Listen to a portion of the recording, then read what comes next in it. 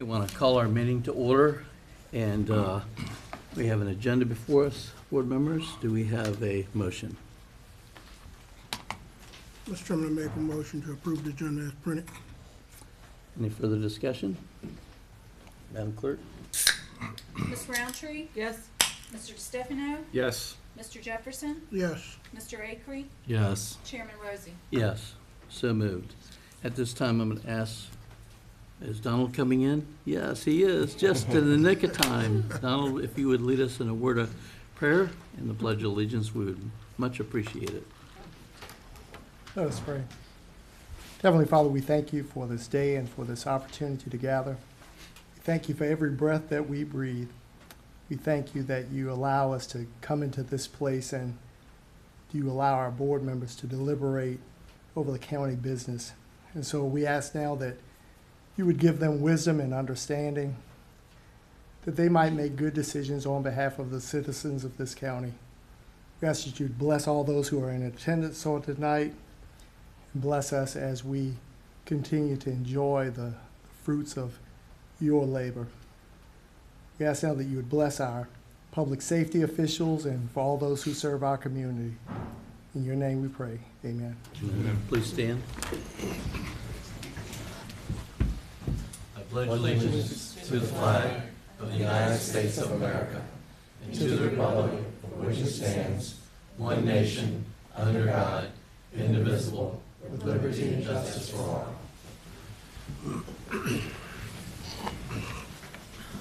At this time, I would like to ask Randy if you'd come forward and just give us a brief intro on our public hearing coming up.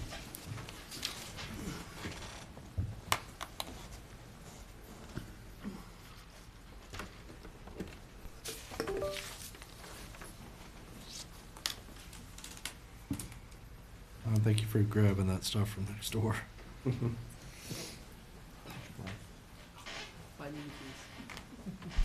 Good evening. So I'll just go over the budget. This was presented previously during the presentation of the budget back in early April. So some of the highlights in the budget this year, as we talked about, this is a maintenance budget due to the challenges we have in this year. There is a 3% salary increase for all employees, as county and school employees. No new positions were originally proposed. No new employees for schools. The $3 million increase roughly is for the salary increase, their health insurance, and some contracted maintenance items. One item that continues to grow in the budget, and we've had to make some adjustments since this was presented, is the tax relief for disabled veterans and the elderly and disabled. In this current year, we had budgeted $2.5 million for this relief program. And we initially had estimated $3 million for FY26. We've had to increase that to $3.5 million. So it continues to increase. Originally, there was a 5-cent real estate tax increase proposed. So when we talk about the this exemption that I just mentioned, the tax relief, you can see back in 2017, this was about a little over $600,000. And it grew slowly for the first few years, but the last 3 years it's grown exponentially. And now I made a mistake, I said 3.5, it's 3.6 million estimated for FY26. So we've gone up several fold from just 10 years ago. And I'll go, if I could just speak on that one more time. This is all a result of several actions by the General Assembly, which resulted in constitutional amendments to the state constitution that have been approved by the voters to do this. So this is not something that the county itself proposed, but this was proposed by the General Assembly and then approved ultimately by the voters. So some of the highlights of the budget, the real property tax increase would generate $3.3 million. We only had 712,000 increase in just our regular growth. That's new houses, new businesses, things like that. Sales tax, we have generated about a $600,000 increase projected for FY26. Business equipment, that's the personal equipment, not machinery and tools, but just regular business equipment, is about a $370,000 increase. Our EMS staff has been very diligent in collecting revenue. That's we're estimating a $300,000 increase there. And then some other items like indirect costs, public service taxes, the comp board, that's where we receive money for some of our public safety and constitutional programs. Delinquent taxes, they all saw growth. We're projecting a reduction in machinery and tools tax, about $156,000. That was a projection. We will know more definitively in the next week or two as the returns come in for the businesses. So right now, we don't have that as a firm number. And then the consumer utility tax, we're also estimating a decrease there of $168,000. Some of the the highlights in the expense side. Again, the school system has the largest increase in overall budget of just under $3.2 million. Now, I'll point out the overall increase in the budget is $5.6 million, so over half is for the school system operating budget. The 3% cost of living for county employees is just slightly under $700,000. Again, the tax relief, initially we were looking at a $600,000, but we've had to go back and revise that by another $500,000. Debt service, last year we issued bonds for the replacement of the Carrollton heat and air conditioning system. So the debt service on that is $545,000. The county employee health insurance went up about $371,000. Our E911, which is shared with Smithfield and Windsor, is a $250,000 increase. Regional jail, which we share with Suffolk and Franklin, is $227,000. And then our volunteer fire rescue programs is about $171,000. Now, this original budget showed a $200,000 decrease for the transfer to public utilities, but we've since talked about making some additional changes there, which will increase that decrease. In other words, we'll increase the amount we're reducing from transfer to from the general fund to public utilities.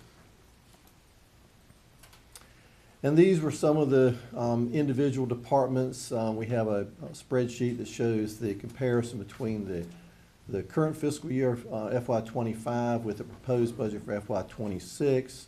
It shows the difference and then the percentage change.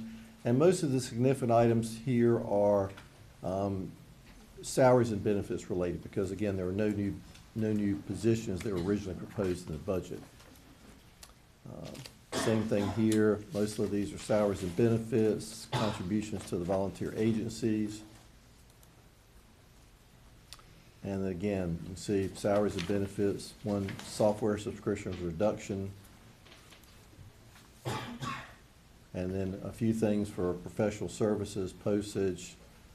Again, most of these were all related to salaries and benefits. So this was a chart that we put together based on what we knew at the time of the area around us, other localities in our region. And you can see Southampton and Surrey, these are based on their FY25 budget, their current budget. We don't have all the information for proposed budgets, but both of those are currently at 71 cents. Our proposed budget, as I showed a while ago, the 5-cent increase would put us at 78 cents, which would match York County, which is also proposing an increase of 4 cents. That would put them at 78. And then you can see James City County's at 83. Town of Windsor and Town of Smithfield, that's the combined rate for their town taxes and county taxes. 89 and 92 cents. And then when you start looking at the cities, they're all pretty much over $1. So Franklin, Suffolk, Hampton, Newport News. So just give you a comparison of what the tax rates look like in the region. Now, one thing we did notice is that you have to look at, this is just the real estate tax rate. You have to look at the whole picture, because some communities have larger personal property tax rates, or may have a solid waste fee, or may have other taxes that we don't have. So you have to look at the entire picture. And our utility and stormwater budget, originally the proposed increase for the water rate is 66 cents per 1,000 gallons. and a 43-cent increase for the monthly meter fee. Sewer, there was a $2 increase for sewer per 1,000 gallons, and then a $500 increase for water and sewer connection fees each. That would help try to balance the budget more in the utility budget and reduce the amount that the general fund has to contribute to the utility fund. In the stormwater fund, we do have some good news here. The current fee for stormwater is $4.50 per month per ERU, and that stands for equivalent residential unit. In other words, a residential house.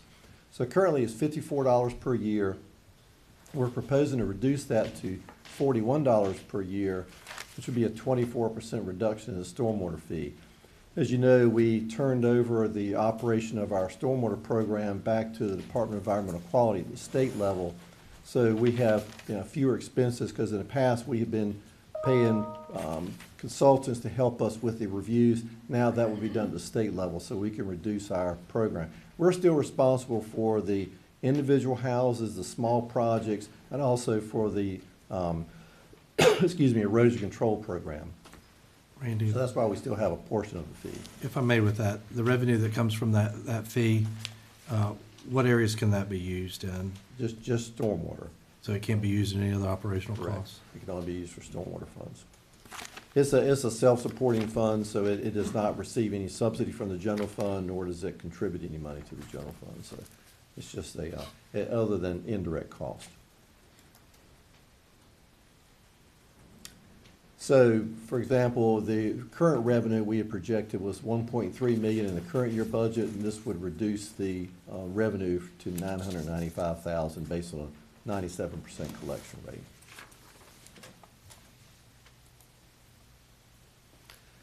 And then this was another chart we put together just to show the significant items in the budget.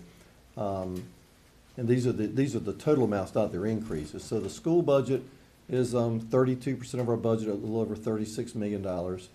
Our general fund payroll and benefits, that's all departments, is about almost $26 million, almost 23% of the budget. Debt service is the third highest item at $13.3 million, or 12%. Now, for the board members that have been on the board for a while, you remember that we had a ramp up to our current level, and it has peaked and flattened out, and now in the next couple of years it's going to start to come down pretty dramatically, but we're still at the a little over $13 million number right now. Transfer to public utilities, I just mentioned that, it's almost $4.3 million. Again, a few years ago that was over $5 million, so we have reduced that significantly over time. The goal is to continue reducing that so it is not as much of a drain on the general fund. So that's like the subsidy for the water, the county water? Correct. Keep the rates manageable? Correct. If we would have to, we talked about this in one of the work sessions, we would have to double the water rates to make it break even, which would not be sustainable for the residents. Capital transfers proposed at $4.1 million. This is the $4 million from the fund balance for our capital program. We'll talk about that in a minute. Again, the original amount for tax relief was projected at 3.1. Now we're looking at 3.6. Government organizations, these are all the other agencies that we fund that provide services, for example, the health department or other programs, Hampton Roads Planning District Commission, a lot of programs like that our board members sit on their boards, so these are government organizations. The $2.1 million. We mentioned volunteer fire rescue earlier at almost 1.9. E911, this is just the county portion, is 1.8. All of our court programs, another 1.8 million. Social services at about 1.6. Waste disposal, that's our contract with SIPSA, the Southeastern Public Service Authority. That's almost 1.5 million. And then the regional library, which we're a part of, Blackwater Regional Library, is at 1.1. So this accounts for 87% of the budget, just these items here on this page at about 99 million out of the total budget of 113 million.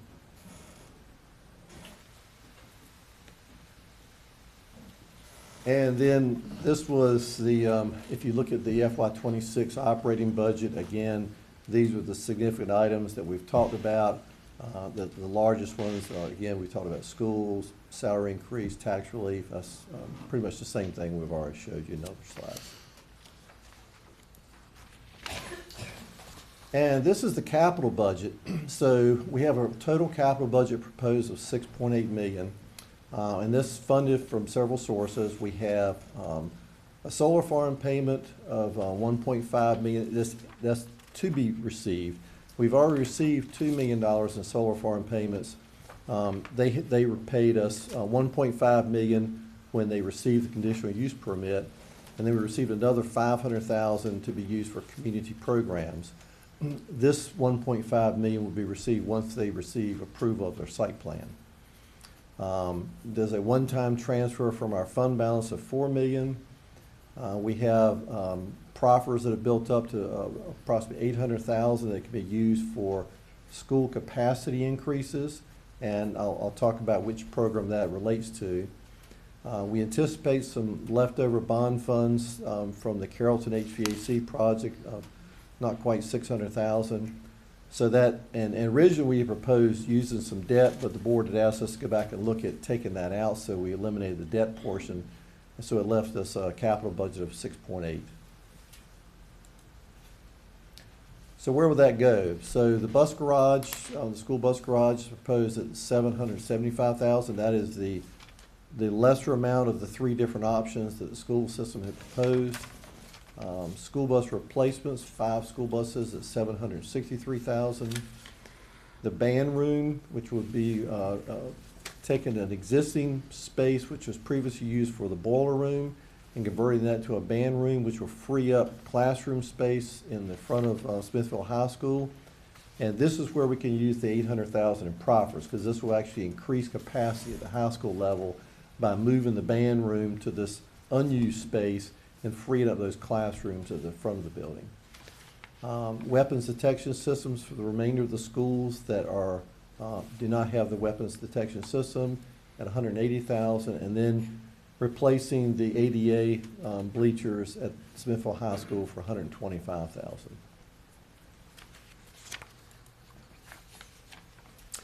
In fire rescue, the items I mentioned that had already been funded, the board just approved that budget amendment the other night. It'd be a $1 million for a replacement engine at Windsor Volunteer Fire Department, $500,000 for a replacement ambulance at Windsor Volunteer Rescue Squad, and then $500,000 for a replacement ambulance for Hollow White Rescue Squad. Under public buildings, $200,000 is proposed to do design work for the expansion of the Carrollton Volunteer Fire Department. This would be bunk rooms and sleeping quarters for volunteer and our career staff.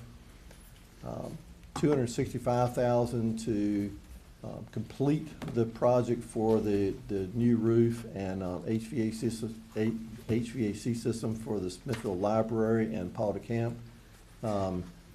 That number is probably subject to change because we have received bids the other day. We only received one bid and it was quite a bit higher. So that was a guesstimate at the time, but it's going to be short of funding that.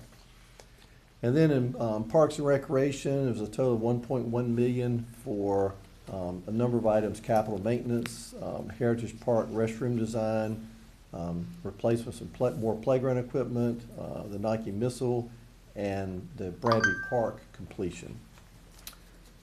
And then we also have utilities funded at $2 million, and you've seen the long list of projects that we have in utilities that need to be completed in the next couple of years. So this will give us the total budget of $6.8 million for the capital budget.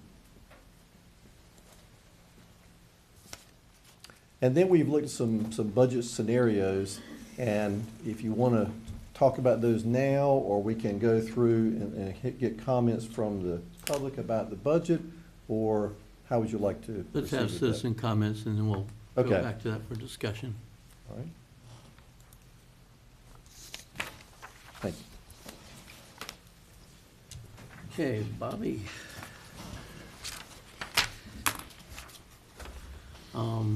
In regards to our rules and policy on public comments tonight, we ask that you state your name and address and/or election district, and that you address the board and not staff or the audience. We ask that you limit your comments to 4 minutes. A timer with a lighting system shall be used for keeping track of a speaker's time. Speakers will receive a yellow light warning 1 minute prior to the expiration of their presentation time. Speakers will receive a red light at the expiration of their time and will be asked to end their comments. If a speaker represents a group of 10 or more individuals that are in attendance, the speaker is allowed 6 minutes, and the group he represents forfeits the right to speak on the same topic. Speakers may not donate their unused time to another speaker. Public comment should not be used to make political speeches, private advertisements, or personal attacks. With that, we will open to citizens' comments, and we have Peter Economon. You got that right? Thank you. Thank you. I want to thank the board for their time. I know this is an important job that you all have, and you want to be good stewards. Name and address. Peter Economon, 203 Wimbledon Drive. I am the head public defender for the jurisdiction in Isle of Wight and all the surrounding jurisdictions. I do have staff that's here in support of me today, which I appreciate them taking the extra time. Today, I wanted to tell the court, I'm so used to being in court, so I apologize, the board, a little bit about what we do. We do serve the people of this community. We have drug court. We've had 8 people in drug court that have passed it, gotten through it, now are viable members of the community. But rather than just give you these vague or numbers, I wanted to pass to Mr. Jones, a young lady who gave me permission to talk about her case, to humanize what we do and let the courthouse, the board have an idea of what we do. This young lady was at her home, and an ex came to her house, and this was the result. The deputies were called. The gentleman was arrested, charged with felonies. Unfortunately for the young lady, in Virginia, people are allowed to go to a magistrate without a police investigation and take out charges. And charges were taken out against this young lady. These pictures do not do justice to what happened that day. For her privacy, we only gave this picture. She was charged with a misdemeanor that could have affected the job she was trying to get. She was trying to become a real estate agent, and you couldn't take the boards with either a withhold finding or a conviction. After a lot of work and getting a deputy prosecutor involved in the case, the charges were dismissed. But I wanted the board to understand this is the type of things we do. In fact, in the whole state of Virginia, we were the second busiest office per attorney, which is somewhat shocking when you think of Arlington or Richmond. And we are in competition with, unfortunately, Suffolk, Newport News, and those jurisdictions that at this time are getting $15,000 per attorney. Newport News is pending a vote, but I've been told by Richmond that they feel confident about that. Suffolk does get $15,000. So we do serve the community. We do try to do, we also do community outreach. We speak in the schools. We've just done that in the elementary school, having 4 of my staff go there. And I put my card there because I want to have a good sense of communication with the board, and I'm available anytime. After hours, before hours, doesn't matter. Any question you all have about what we do, what we try to do for the community. We do work closely with law enforcement, although we're on the other side.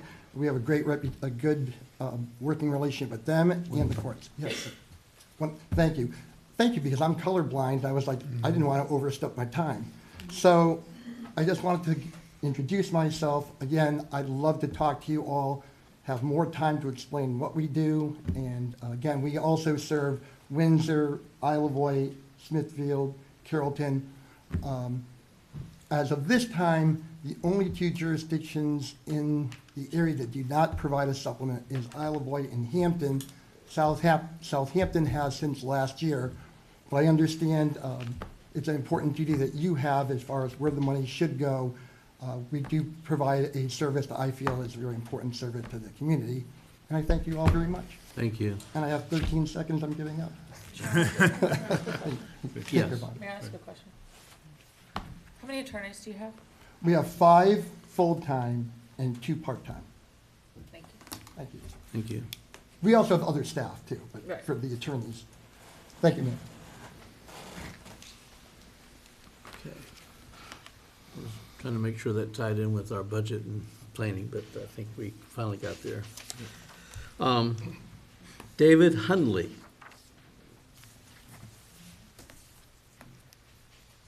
David Hunley, 210 Villa Drive, Smithville, Virginia. Good evening, Mr. Chairman, Vice Chairman, and members of the Board of Supervisors. My name is David Hunley, and I am the Director of the 1750 Isle of Wight County Courthouse and its board. 275 years ago this year, the concept of building a more convenient location for the court system in Isle of Wight County was born. That location was in an area of the county that would become known as Smithfield. It is a pleasure to be standing in front of you tonight of this governmental body that was created and began its existence in the very building I'm representing, the 1750 Isle of Wight County Courthouse. As most of you know, this historic building was the seat of the county court system and county government for 50 years. In 1800, our governmental representation was moved to this very location. The 1750 courthouse is a symbol of the development of self-government. As a service to this county, it is our responsibility to share this history and educate those who enter its doors. The courthouse is a historic treasure that exemplifies our rich history. Our mission is to advance the 1750 courthouse and its remarkable role in the American experience. Your annual contributions, the town's contributions, fundraisers, donations, and memberships are all support accomplishing this mission. These commitments from the community support our responsibility to keep the story alive through programs, projects, and preservation. Therefore, what are our responsibilities to this historic site? We act as an ambassador for our county in sharing the 1750s courthouse's rich history. We welcome close to 8,500 visitors in 2024 from this county, surrounding communities, and from all over the United States and several countries around the world. In providing our services as ambassadors, we presently have 12 docents, 10 volunteers, and 2 paid. About 3,000 volunteer hours were recorded this past year. We are committed to working closely with tourism. We provide tours and programs for specific group requests. We recently had groups from Isle of Wight County Public Schools, high school, and middle schools for tours of our building in conjunction with their Virginia 250 research projects. We participate in community activities which enhance and highlight our history, such as reading the Declaration of Independence, work closely with the Daughters of the American Revolution celebrating Constitution Week, and we work closely with the NAACP and the Juneteenth celebration, to mention just a few. And we work to maintain and preserve the courthouse's architectural uniqueness. We do not take our responsibility of stewardship lightly. We are requesting the amount of $5,000 from the county to support our operational budget, which has been our request for the past several years. We are presently on our own entity, having the sole responsibility of management and preservation of the property. We no longer rely on Historic Smithfield or the Preservation Virginia. We invite you to visit the 1750 courthouse. Our docents and I welcome you to experience firsthand the history we share with our visitors. Thank you for your support in the past. Your support has been instrumental in preserving and maintaining this historic story of the courthouse. Mrs. Emily Delk Simpson, Directress of the Isle of Wight branch of the Association for Preservation of Virginia Antiquities, said in 1942 during the restoration process, quote, "We glory the preservation of this old courthouse, which is of historic value to the town of Smithfield, Isle of Wight County, and the state of Virginia." And I would add its role in the American experience. Thank you.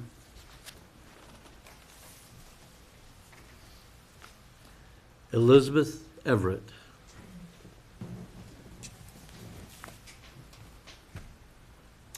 I'm good? Okay. Elizabeth Everett, 18423 Longview Drive, Windsor. Good evening. My name is Elizabeth Everett. I'm a fifth generation of Carrollton and a lifelong resident of Alawite County. I have worked as a second grade teacher and now as a reading interventionist in our school system.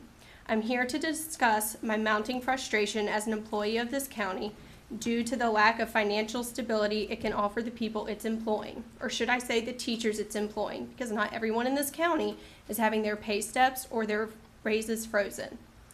The teachers were pleased to see that our school board asked you all, the Board of Supervisors, to give us the 3% state mandate with our step increase, which really we shouldn't even be discussing.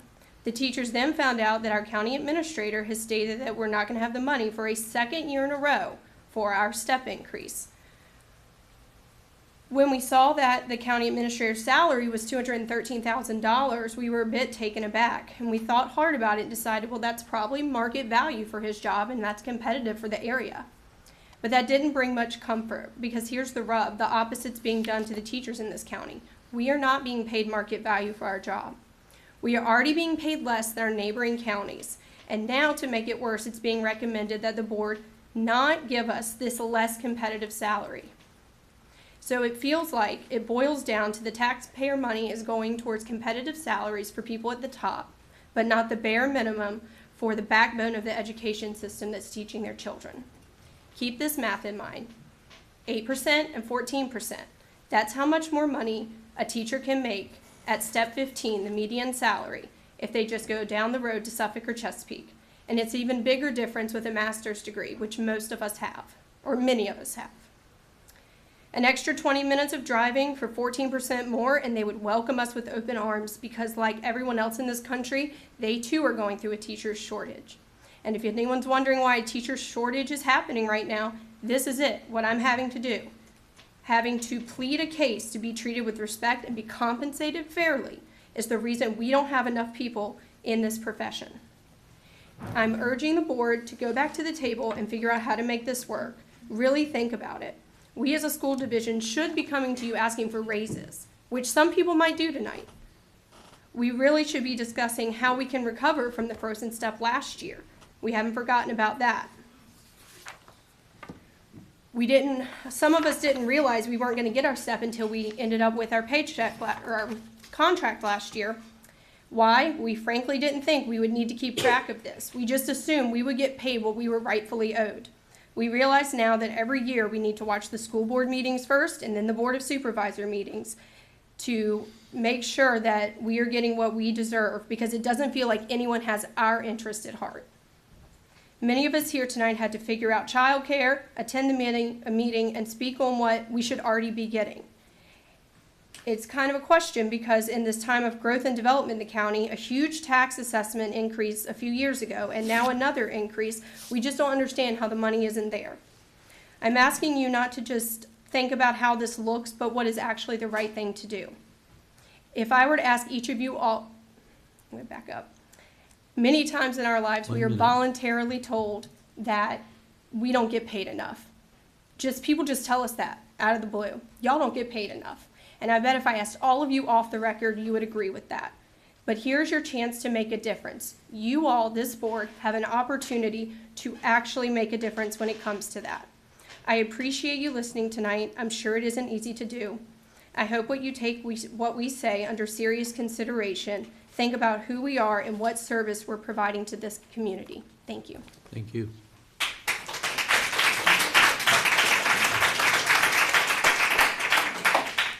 Timothy Paul.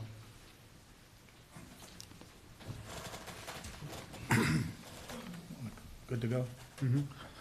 Timothy Paul, 13451 Ponderosa Lane, Carrollton, Virginia. Good evening, Chair and members of the board. Thank you for the opportunity to speak today. My name is Tim Paul, and I am retired from the U.S. Coast Guard. I am now employed by Alawite County Schools as a special education instructional assistant at Windsor Elementary.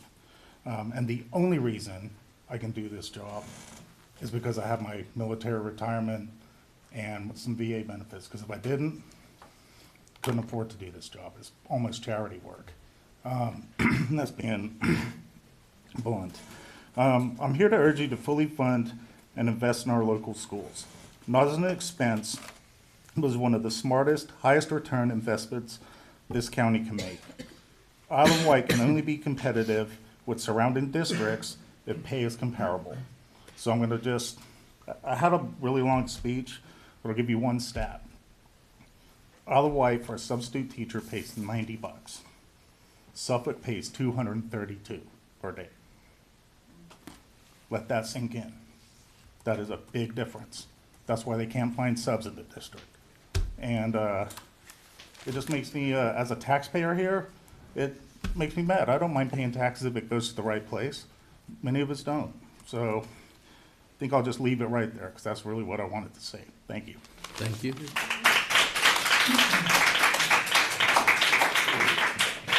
Matthew Summit.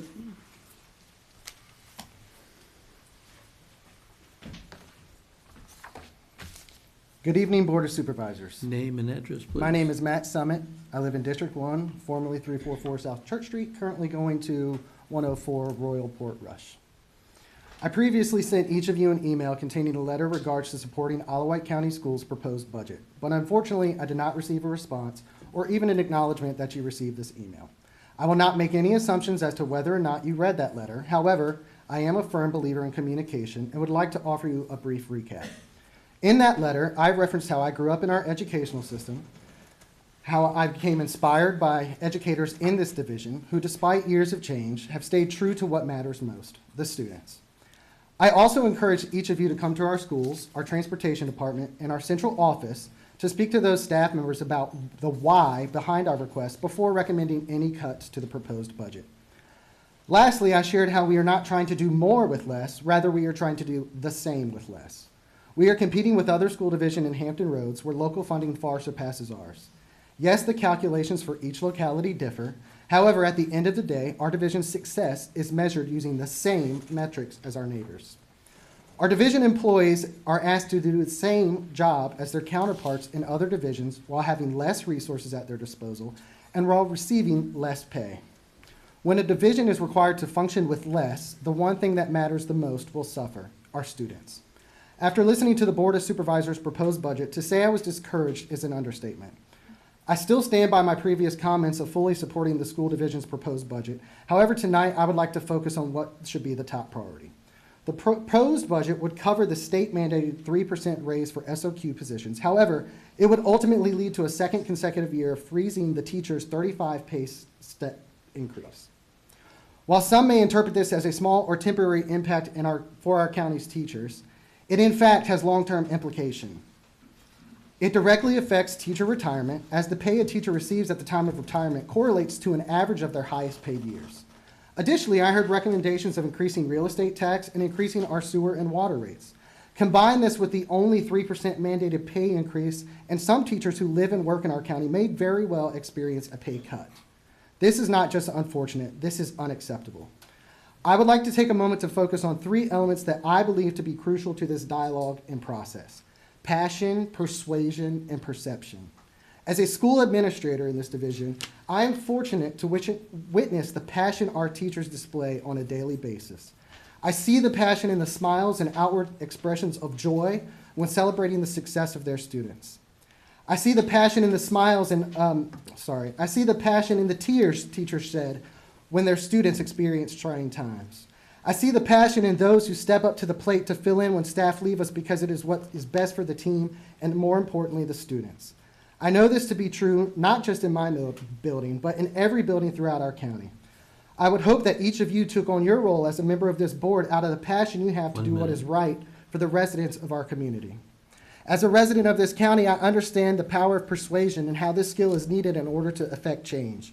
I see it when developers present plans of new neighborhoods to the Planning Commission and to this board, of which future generations will be educated by our teachers. I see it when our school board and division leaders presented their adopted budget to this board. I also hear in the comments of this board persuading the community that you are the school division's biggest supporter, which finally leads me to the element of perception. As the saying goes, perception is reality. What I mean by that is while persuasive words can be used in an effort to convince the teachers of our county that this board supports them, your proposed budget does not currently back that mindset. Thus, the perception of our teachers hold is that their work, dedication, and passion do not matter. Thankfully, there is still time to prevent this perception from becoming reality. Please, I'll thank stop you. there as my time is up, but I do have a copy of this for the board. Thank you very much.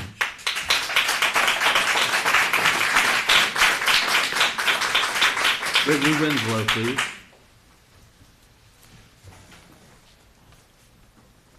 Your name and address, but I will ask you to refrain from clapping. It's going to make the season a lot longer if we continue to do that. Thank you. Brittany Winslow, 14226 Courthouse Highway. Good evening, members of the Alawite County Board of Supervisors and community. My name is Brittany Winslow, and I am a current teacher and resident in Alawite County. I never imagined I'd have to write a letter like this, but here we are, facing yet another frozen step, and once again being told that we are not worth the investment it takes to move forward. After everything and after all we've given, endured, and sacrificed, our experience is being dismissed and our dedication is being devalued. No step increase, rising inflation, increasing demands, and we're still being told that even a modest 3% raise might be too much. This isn't a disappointment, this is a defeat, and this is how you break teachers. We are already significantly underpaid compared to the neighboring district. In Hampton and Newport News, starting salaries around $55,000, and experienced educators can make over $90,000. Meanwhile, teachers in Alawite start at $50,500 and cap out thousands below our peers. Our pay scale doesn't just lag behind, it actively penalizes thousands. There's no reward for experience, no recognition of loyalty, and here's the hard truth. Even if the 3% raise was secured, it wouldn't fix the gap. It wouldn't restore the years of lost steps. It wouldn't make us competitive. We would need at least a 9% increase just to catch up, to be in the same conversation as our neighbors. Instead, we're being asked to fight for crumbs, not for fairness, just not to fall further behind. Do you know what a 3% raise feels like when there's no step increase and inflation is climbing? It feels like, thank you for your sacrifice, but we're not willing to pay for it. And that's exactly how many of us are starting to feel, unworthy, unseen, and used up. Let me ask you something from the heart. When was the last time you truly stepped inside one of our schools? I'm not talking about the photo op and not to shake hands in the hallway, but really stepped in. Did you stay more than 15 minutes? Did you sit in a classroom, help a child regulate a meltdown, read a book to a student who needed love more than literacy? Did you monitor the cafeteria, walk the bus loop, or hold a crying child while trying to teach 20 others? Because if you haven't, you've only seen through schools through the carefully staged moments, then you do not understand what we carry, and you should not be deciding what our work is worth. We're already watching teachers leave, not because they don't love their students, but because they can't afford to stay. Rising costs of groceries, childcare, gas, and healthcare continue to climb, and while our salaries stay frozen in place. Every time a teacher leaves, we lose more than just their lesson plans. We lose trust. We lose continuity. We lose the relationships and expertise that only years in the classroom can provide. And when too many leave, class sizes grow, behavior issues escalate, support systems crumble, and burnout spreads among those who remain. And when those remaining teachers finally reach their breaking point, who will be left for the children? Who will teach them to read? Who will catch them when they fall apart? Who will coach, counsel, guide, and believe in them when the people who once did are forced to walk away? Please do not let Alawite become the place where great teachers burn out and leave, because staying means sinking. Even if 3% is too much, then be honest with us. What are we worth to you? We're not asking for a reward. We're not asking for a lifeline. We are asking you to stop the bleeding before it's too late. Fund the raise, restore the steps, and show us we matter. Show our students that they are worth fighting for. Thank you.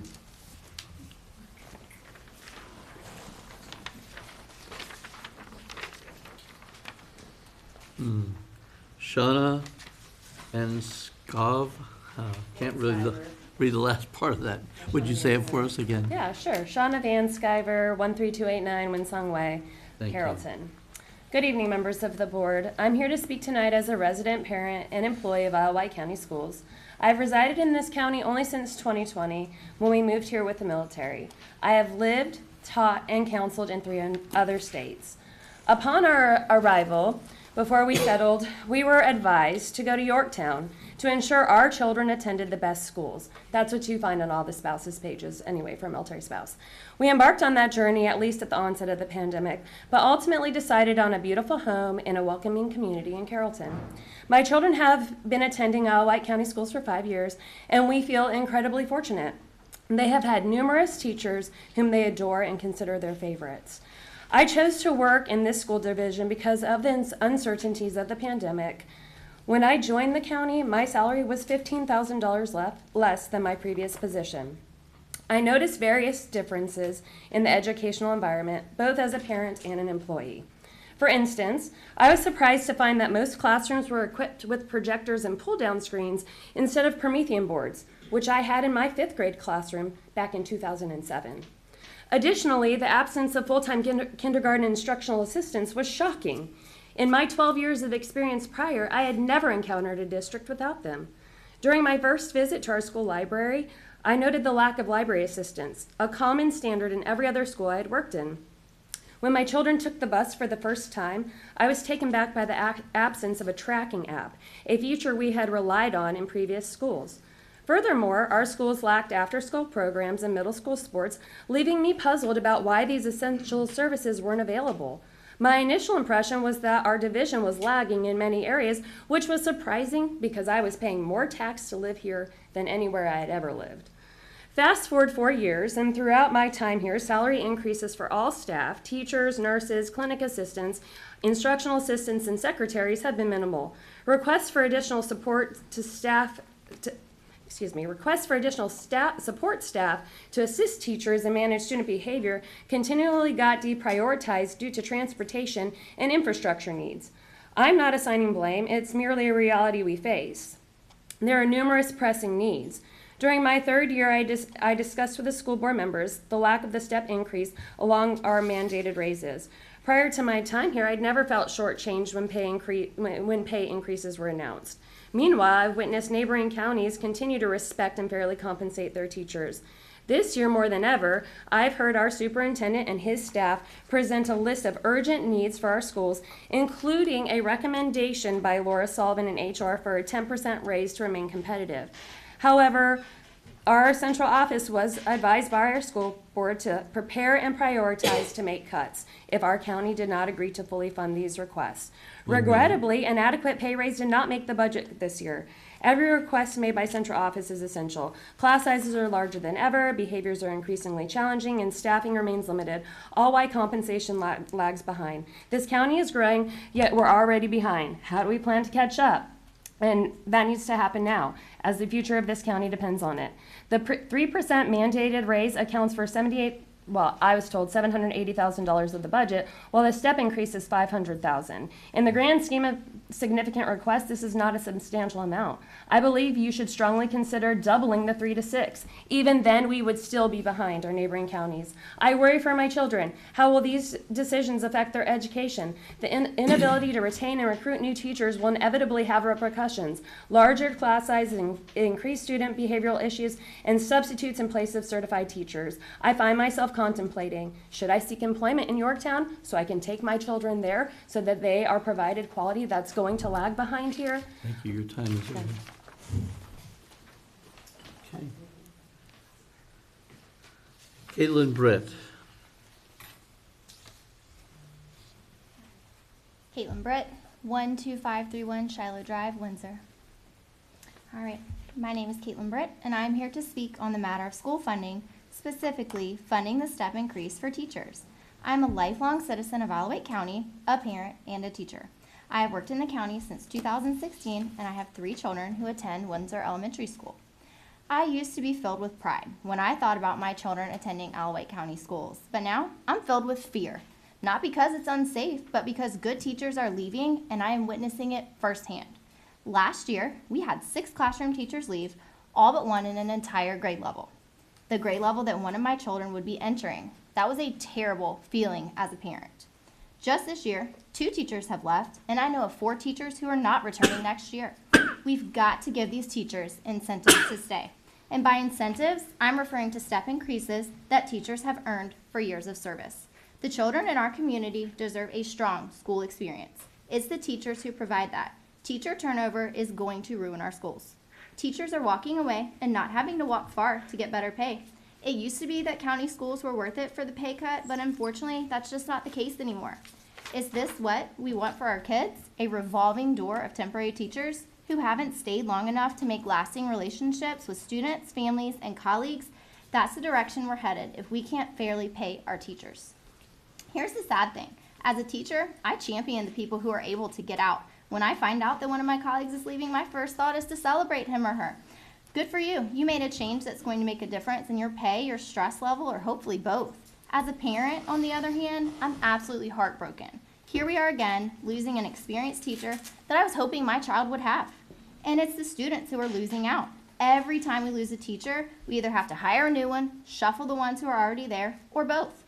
Our teachers are being inundated with demands. Classroom teachers don't even get a lunch break and are often expected to attend meetings during their planning time. Not to mention the amount of work that has to be brought home because of that. Can you imagine what it would feel like to work this hard and be denied a step increase for not 1, but 2 years in a row? I taught at a private school before I taught in the county. One of the biggest reasons I left was because there was no step system, no step scale, and no concrete way to grow financially. Now I feel like I'm in the same boat again. Additionally, times have changed, children have changed, and we are expected to keep up with ever-increasing mental health demands and extreme behaviors of our students. These things are out of the board's control.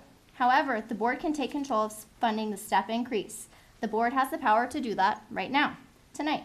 We're not asking for a life-changing amount. We're asking for what we rightfully deserve due to years of teaching experience. I hope that with a step increase, we can keep our most valuable asset, experienced teachers. I hope that as a parent, I can begin to feel that same pride I used to have for sending my 3 children to Alawite County Public Schools. 1 minute. Thank you. Thank you.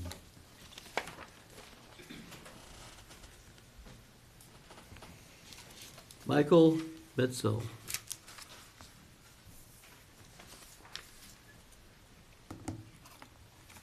I'm Mike Missel, 121 Lenora Cove, Smithfield. Thank you, Board, for giving us this opportunity to speak publicly. I'd like to talk on the topic of the teacher step increase as well.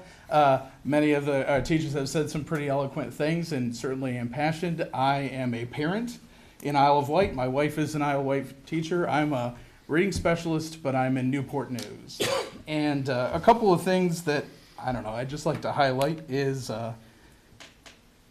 when we give a 3% raise to our teachers that's state mandated, that's not a raise. That's an obligation. And not giving them a step is kind of insulting to them as professionals. In Newport News and Hampton, by comparison, a 10th year teacher will make $6,800 more than an Isle of Wight County teacher. A 15-year teacher is one of the folks brought up, which is kind of our median range, will make almost $10,000 less here. I don't work in Isle of Wight because I make a heck of a lot more in Newport News, and I couldn't support my family, and we couldn't live the life that we live on a teacher's salary here.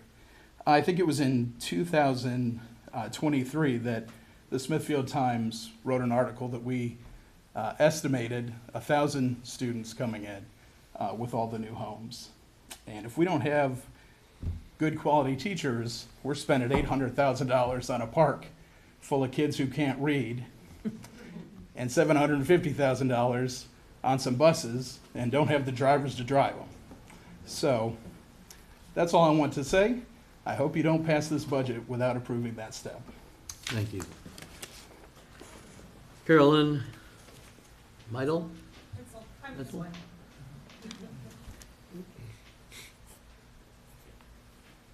My name is Carolyn Mitzel, and I live at 121 Lenora Cove. I'm in District 1. I did not prepare anything, so I'm just going to speak from the heart. I've lived here since 2006. I started my teaching career in Alawite County in 2006, and I've spent my entire career here, and in that time I've taught around 1,000 children. And I have poured my heart and my soul into that. I've seen the highs and the lows of the budgets. I think right now we're at the very lowest that I've seen. I did not get my step during the recession back in 2009, 2010, so I see that we're kind of coming back to that. And it's very sad because it creates a lot of low teacher morale. I know that I could leave this county and I could make a lot more money, but I have dedicated my career here. And I am now seeing children that I taught bringing their children into school. And I'm seeing former students becoming educators, and they're working with me. And I would like to spend the rest of my career here. But as I look toward my retirement and I go, okay, I can make $5,000 to $8,000 more across the bridge, I go for my family, for myself, the best choice might be to go somewhere else. As a parent, that's really sad because I know it's important to have veteran teachers and new teachers in the classroom. Those veteran teachers teach the new teachers how to be a teacher. And I know that because I had some amazing veteran teachers that I worked with when I started teaching. And for me, I'm very concerned that my son won't have great teachers and they may have long-term subs or they might have giant classes. And he's just not going to get the education that I want him to get. I know next year, his grade is so big they have to add a teacher. And not only that, we've lost 2 teachers on that grade level. So my school has to find 3 new teachers for my son's grade level next year. And I don't think with the budget that we have now, it's not going to bring those people in. It's not going to bring in the great teachers that are really going to make an impact. So I really encourage you, the board, to commit and to look in the budget and finding your heart that the money to support our children's education because they're our future. And I want my baby to have a great education. Thank you. Carolyn, can I ask you a question? Sure. Yeah. I know you're from District 1, thank Yes. you. Yeah. I have a question about health insurance. Yes. Do you know anything about the rates? So I will say that my husband, who works at Newport News, he has better health insurance than me. He also, at Newport News, they get grants that pay for like getting your master's, and teachers do that for free, which is going to mean you're going to get a raise. They also have more affordable housing. We So, need and to I know they're. hold that question Okay, until I'm we so have sorry. discussion. No, thank you. Okay. All right. Thank you. Thank you.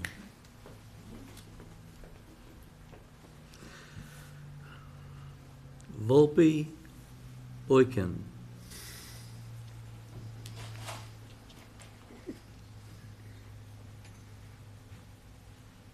Good evening, board.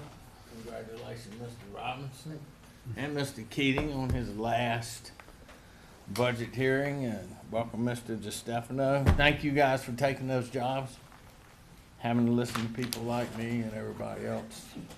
Not many people want them. Name and Volpe address. Boykin, 28359 Walters Highway, Carsville, Virginia, District 5. It's obvious you're not gonna have a choice but to raise taxes, but I'm saying try to keep it down, and here's why. You've got a lot of older people in this county who live on fixed incomes. They don't qualify for an exemption because they've worked their whole lives. They've done the right things. They live the right way. And so now they own a regular paid-for house and maybe a few acres of land. And they still live on a fixed income. So every dollar taken from them is a dollar that has to come from some essential. Or either they're forced to get rid of and what they worked their whole lives for and penalized for doing the right thing. I know our tax rate's supposedly lower, but our real estate assessments are higher. So basically that balances itself out. From what I've seen, the average home value in Isle of Wight's $352,000, but in Southampton it's $244, in Surrey it's $260, and in Sussex it's $167. So they may have higher rates, but that doesn't mean they're taking in a whole lot more money than we are, because the properties out where I live just went up an average of about 50% in value. And it's retired people that are paying for a whole lot of that. I wasn't here to speak on the schools tonight, but what the teachers were saying did bring one thing to mind. Nobody can argue that teachers make too much money. But sometimes I do wonder about all those people that work in central office with all the big titles that I guarantee you make a lot more than any teacher in this room makes. Amen. And these teachers are doing a heck of a lot more work. So I guess this is a question for the school board. Should you maybe get rid of some of the high-paid people that don't do as much and give some of that money to a lower-paid people that do more?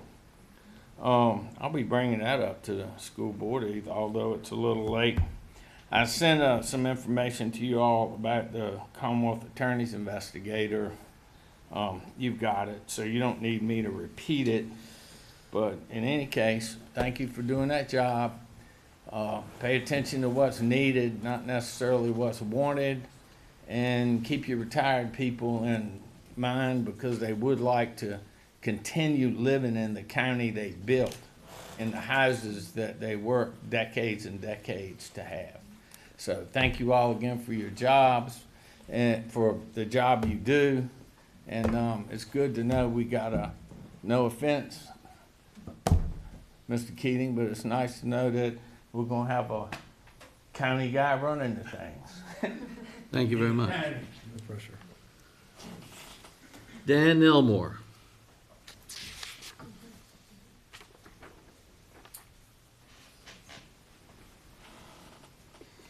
Dan Elmore, 720 Chickahominy Loop, number 205, Carrollton, District 3. Thank you for the opportunity. My name is Dan Elmore. I am a second career U.S. history teacher at Smithfield High School. I'm not just a teacher, but a member of the Isle of Wight community. My family and I have been residents of Isle of Wight for 6 years, and my children also attend Smithfield High School and middle school. I was offered a job in a neighboring school division when interviewing 2 years ago. Yes, the pay was more, but I knew I wanted to teach at Smithfield High School. Through subbing, I'd met the incredible team of history department colleagues and had begun getting to know some of the diverse student body.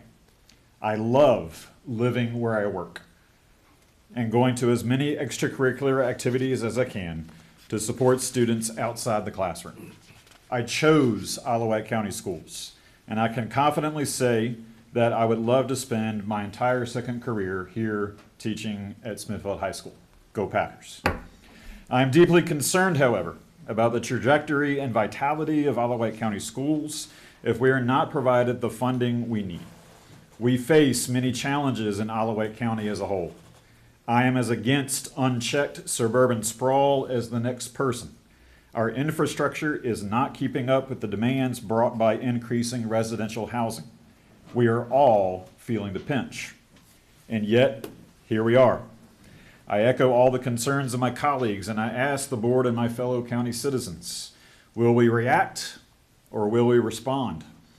Will we continue to dwell in the past and what should have been when there was nothing but rolling fields and far, far, far less traffic?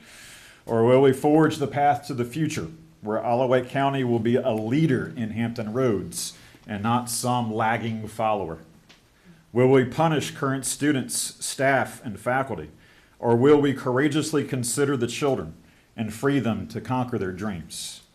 Will we hold the futures of students and teachers hostage to the almighty dollar? Or will we selflessly make a collective sacrifice for the sake of our county's sons and daughters? The path forward is not possible without quality leadership and educators in our schools and classrooms. My heart breaks to see well-qualified and veteran teachers not only leave for another division, but leave education altogether. To a person, they have said that at least one of their reasons is that Isle of Wight County Schools does not pay its teachers a livable wage. I have to work 2 jobs just to make ends meet, and that's with my wife's income, who also happens to work in education. She wants to come back to Harding, by the way. Calculated by the hour, my take-home pay is just $2 above the poverty rate, according to the MIT Living Wage Calculator. Continued freezing of our step raises contributes to this and adds insult to injury. It makes us wonder if the state had not mandated a 3% raise, would we be getting a raise at all? I commend Dr. Kramer, his staff, and our school board for squeezing blood from the turnip of our Isle of Wight County budget allotment and including our salary step raise for next year in their request. President John F. Kennedy once said, "Our deep spiritual confidence that this nation will survive the perils of today, which may well be with us for decades to come, compels us to invest in our nation's future, to consider and meet our obligations to our children and the numberless generations that will follow. I implore you to make it possible by whatever means necessary for Alawite County Schools to receive the funding we need, that we have asked for, trust the teachers, the ones with the students, and include the salary step increases for teachers and staff. Thank you. That ends those that we have on the list. Is there someone else that would like to have the pleasure of coming forward? Yes, sir.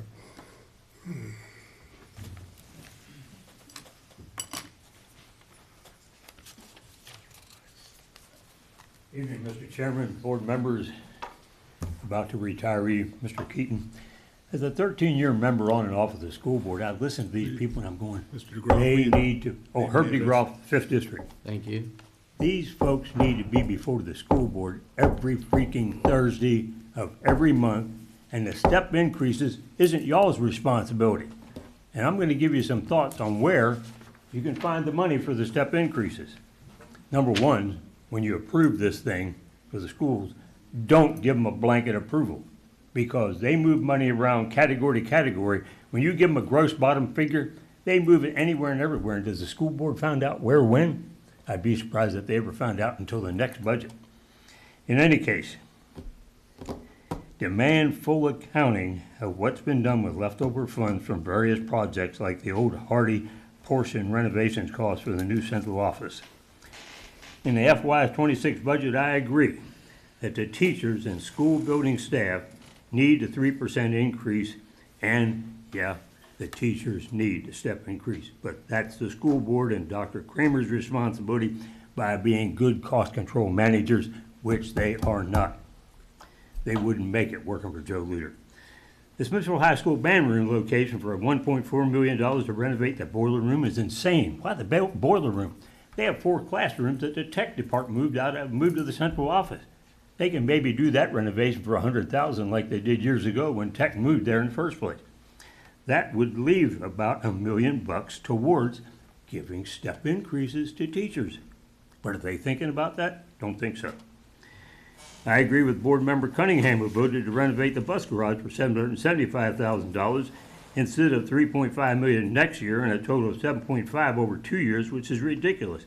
And Don, you questioned them on this earlier. So save $3.2 million this year and do the renovation as Mr. Cunningham suggested, and I think you'd probably agree. More money for step increases. Cost control management at the school board and the superintendent level. And two, I wonder, has Dr. Kramer done anything this year to defray some of these CIP costs? I really question that. Did he send in that certification letter for a school construction assistance program application to the state in an effort to receive state grant money for these capital projects instead of taxpayers funding the whole thing? Ask him that question. Also, what are they going to do with the old central office complex and the new sped office trailer that they bought a couple years ago? Just going to sit there and rot? Sell it. You know why? Because the Virginia Corporation insured the old central office building for $758,000 in fiscal year 21 and the new sped trailer for $192,000. You can get some decent money of that. Maybe $500,000 for step increases.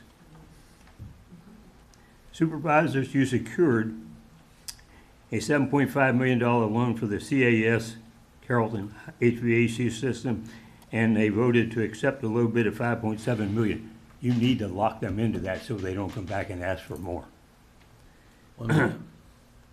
And so Dr. Kramer, too, gets SOQ money for teacher positions, even those that go unfilled, wherein half of their salary is funded through our local match money. What do they do with that money that's in the budget and they never secure those teachers? What do they do with the money? They give it back to the county, or do they use that for step increases? No. These people need to jump up and down with their golf shoes on the school board's feet, and I guess they got to be careful doing that to the superintendent because he's the boss. In any case, categorical approval, please.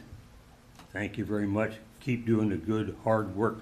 Remember, there's some things the school board has to do instead of you getting asked to do it. God bless you all. Thank you. Thank you. And I believe I saw one other hand come up, please. Oh. Your name and address? My name is Susan Wable. I live at 20199 East Magnolia Court, and I believe that's the Newport District. I have been a teacher for 22 years, the last 9 of those years being here in Isle of Wight County. I'm much better at speaking in front of children than adults, so I apologize. I would just like to say that I am very proud of the people that have been here tonight speaking on behalf of the other teachers. I'm sorry, I am the engineering teacher at Carrollton Elementary School. I would like to say I know that more were interested in coming, but as someone else stated, they have family obligations. We work, I mean, I know today, and I'm an encore teacher, I was there at 8 o'clock, I didn't leave until 5 o'clock. And I don't have a regular classroom, but I still have lesson plans. There are teachers that are home right now grading papers, taking care of their families. There's a whole bunch of teachers at the Gifted and Talented program that couldn't be here tonight that are all interested in this and all worried about their pay. I want you to think back to 2020 when even the national government, everybody agreed teachers are essential. And just keep that in mind. There was a quote that you can tell a lot about a society by the way they treat their children. Please remember that. Showing that you care about the children and care about their well-being and their teachers makes a big difference. As you know, Dr. Kramer, I've told you before, and he informed all of us, Isle of Wight County collects the 4th highest revenue in the state of Virginia, yet you only use, we're the 10th on the list of how much you give to school boards and to the schools. There are a lot of other counties, and not just counties around us, but other counties within the state that you would think Fairfax and all those counties up in Northern Virginia would have a lot more. We're 4th highest in collecting revenue. And with all the new development that's coming in, there is more money coming in. And this is only stressing our schools, stressing our teachers more. And that's more money that should be going to the schools. Like the other teachers have stated here, I personally know of 6 teachers that have left in the last few years to go to other counties to make more money. It used to be when I started here 9 years ago that you couldn't get in to Carrollton Elementary. That was the place where people wanted to be. My children went there. I know Mr. Stefano had children that went to Carrollton. And it's a great school. That's why I want to work there. My children were there. But in the last few years, there are openings every year. There are teachers leaving, and it's, you know, they're going to other counties, they're going to other places, they're finding other jobs. And being a barista at Starbucks, you can make more money, and you don't have to do all this extra work in the evenings. Just want to make, again, sorry, I'm nervous talking in front of adults. Okay. Let's see, yeah, teachers already work all these long hours, 8 to 5 weekends. We're grading papers in the evenings, we're doing all this kind of stuff. We shouldn't have to come in front of you guys and beg for money. We're teachers, we deserve more respect, we are essential. Thank you for what you do. Please show us your thanks by approving it.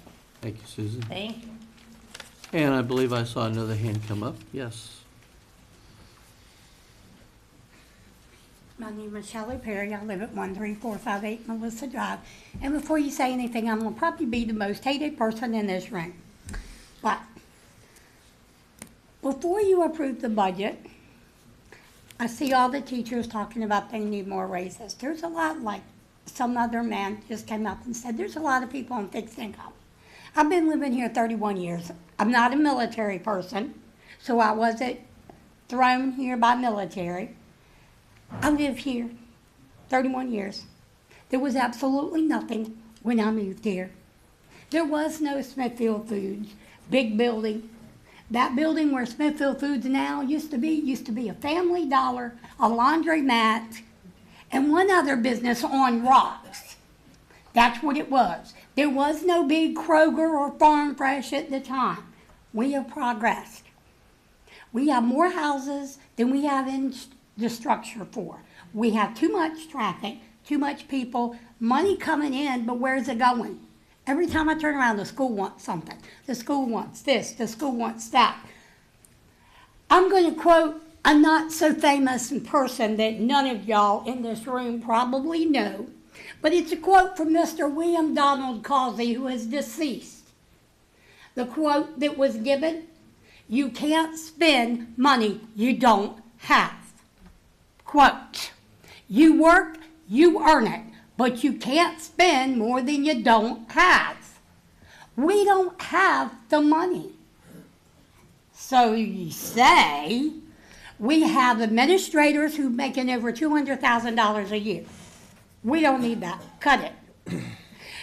Every one of y'all sitting up here right now knows something that's coming down in the next 2 years, but you're not willing to tell the public behind me what's going on. We all know Smithfield plant is going to close. When they close, you're going to lose all the money you get from their equipment. Who do you think's going to have to make up that money? It's taxpayers. Like I said, I've been here 31 years. I cannot keep affording to live here. I am actually looking for another place to live and telling my friends who want to come over here, don't, you can't afford it. $500,000 is not a living that most people can use. My husband has to work an hour out. Actually, it's an hour and 23 minutes. He goes every day, one way, to get a decent job. There is not one person in this room as a teacher who knows what it's like to work in a plant where you buy your own tools. And I'm not talking about Walmart's tools. I'm talking about $1,000 worth of tools that you need for your job that you have to buy. The company doesn't pay for it. When your insurance goes up, we don't get compensated. His insurance went up $35 from last year per week. We didn't get compensated for it. There's a lot of people in this county who are on a fixed income or who are older and have a certain budget. You just can't keep doing this to us. Find the money somewhere or cut something. I don't know what you can cut. I mean, if the bus garage has to be cut. But when I hear teachers say it's for the children, no, the money's going in your pocket. There needs to be buses. The mold needs to be fixed. If you feel that you've got to go somewhere else to get more pay, go. That's all I've got to say. And yes, I know I'm the most hated person in the room right now. But at least I did voice what y'all need to hear. Thank you. Thank you. Is there anyone else that would like to speak? Okay. Close citizen comments. Board, what is your pleasure?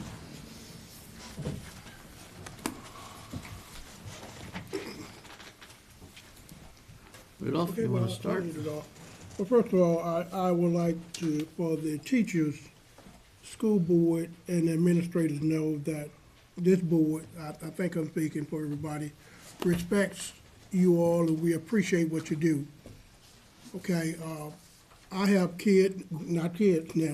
grandkids almost in every school in Isleworth County. So I understand. I have people in my family and others real close to me that teaches in Isleworth County, and I communicate with them, and I understand what you are speaking of. But what I don't understand is what is the true impact of the step increase for the teachers in Isleworth County for this year, and then where there would be additional impacts for the following year and their own. So can anybody tell us what the true impact is? I can give you an idea of the approximate difference. Please wait if you want to come to the podium. But first, I was going to ask, we've already done citizen comment. Randy, can you address this at all? I'm not familiar with it. Yeah. Okay. We know how much. Okay.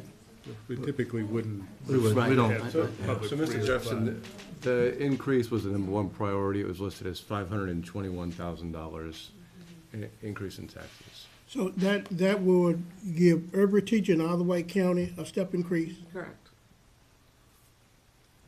For this year. For this year. Just only, which is almost just short of a penny. So I think you bring up, I think there's a lot of different points too, Mr. Jefferson, if I may kind of jump on board there.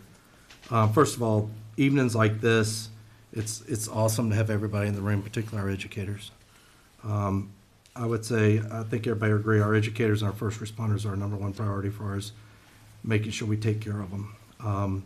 I encourage members that are here this evening, I know that everybody is very busy with family and other obligations, and I completely understand, but I do encourage you to stay informed on what this board does to try to be very responsible with your tax money. Taking care of our educators is a priority, like I said, alongside of our volunteers. You know, we talked about step raises. You know, I've worked local government for 35 years and lived in this county all my life, and I've never been able to afford to live where I worked. At the same time, I don't know that I ever wanted to leave home. I understand what it is not to get step raises. In 2006, my locality did away with step raises in 2006, and it hasn't been brought back yet. I have been very fortunate. I was able to work 2 to 3 jobs over the last 30-some years, so I could be a firefighter. And I don't say that to water down anyone's concerns this evening, only to tell you that I completely understand. And when we look at $500,000, I know I've talked to other board members, and we don't feel like that is too much giving what we're trying to accomplish. I think Mr. Jefferson brings up a point, which I think maybe there's an answer up here, in that, as y'all all realize, because y'all are very educated, very smart people, that 500 and some thousand would start the process of step raises this year, but it would need to grow in the future. I think we all know that. I do think it's in a moment, though, to take a pause and say, and Mr. Keaton, please correct me if I'm wrong. Last year, we took an unpopular, to some people, unpopular position. And I think one person spoke of this evening, and we did away with categorically funding the schools. That allows our school board, which are elected like we are, to take the money and put it where it's needed. I felt strongly as we tried to navigate the priorities of first responders, education, sanitation, water, etc. I thought that was very much my job and what I was elected to do for you guys and gals. On the same token, I have a lot of respect for our school board and believe strongly that's their job as our elected officials. And that's why I felt like the categoric funding that said this is for salaries or this is for this and that, I thought was not fair to people that are elected just like I am, or we are, to manage a budget. So again, if I misspeak, I want to be corrected. If in the budget that they have, regardless, there's $500,000, it can be reallocated or moved to accommodate this. Whether it's, and now I'm getting into weeds that I shouldn't, but whether it's because positions that are opened, whether it's positions, people that have retired and the salaries are lower based on who's coming in to replace them, I don't know. I'm not pretending even close to being an expert.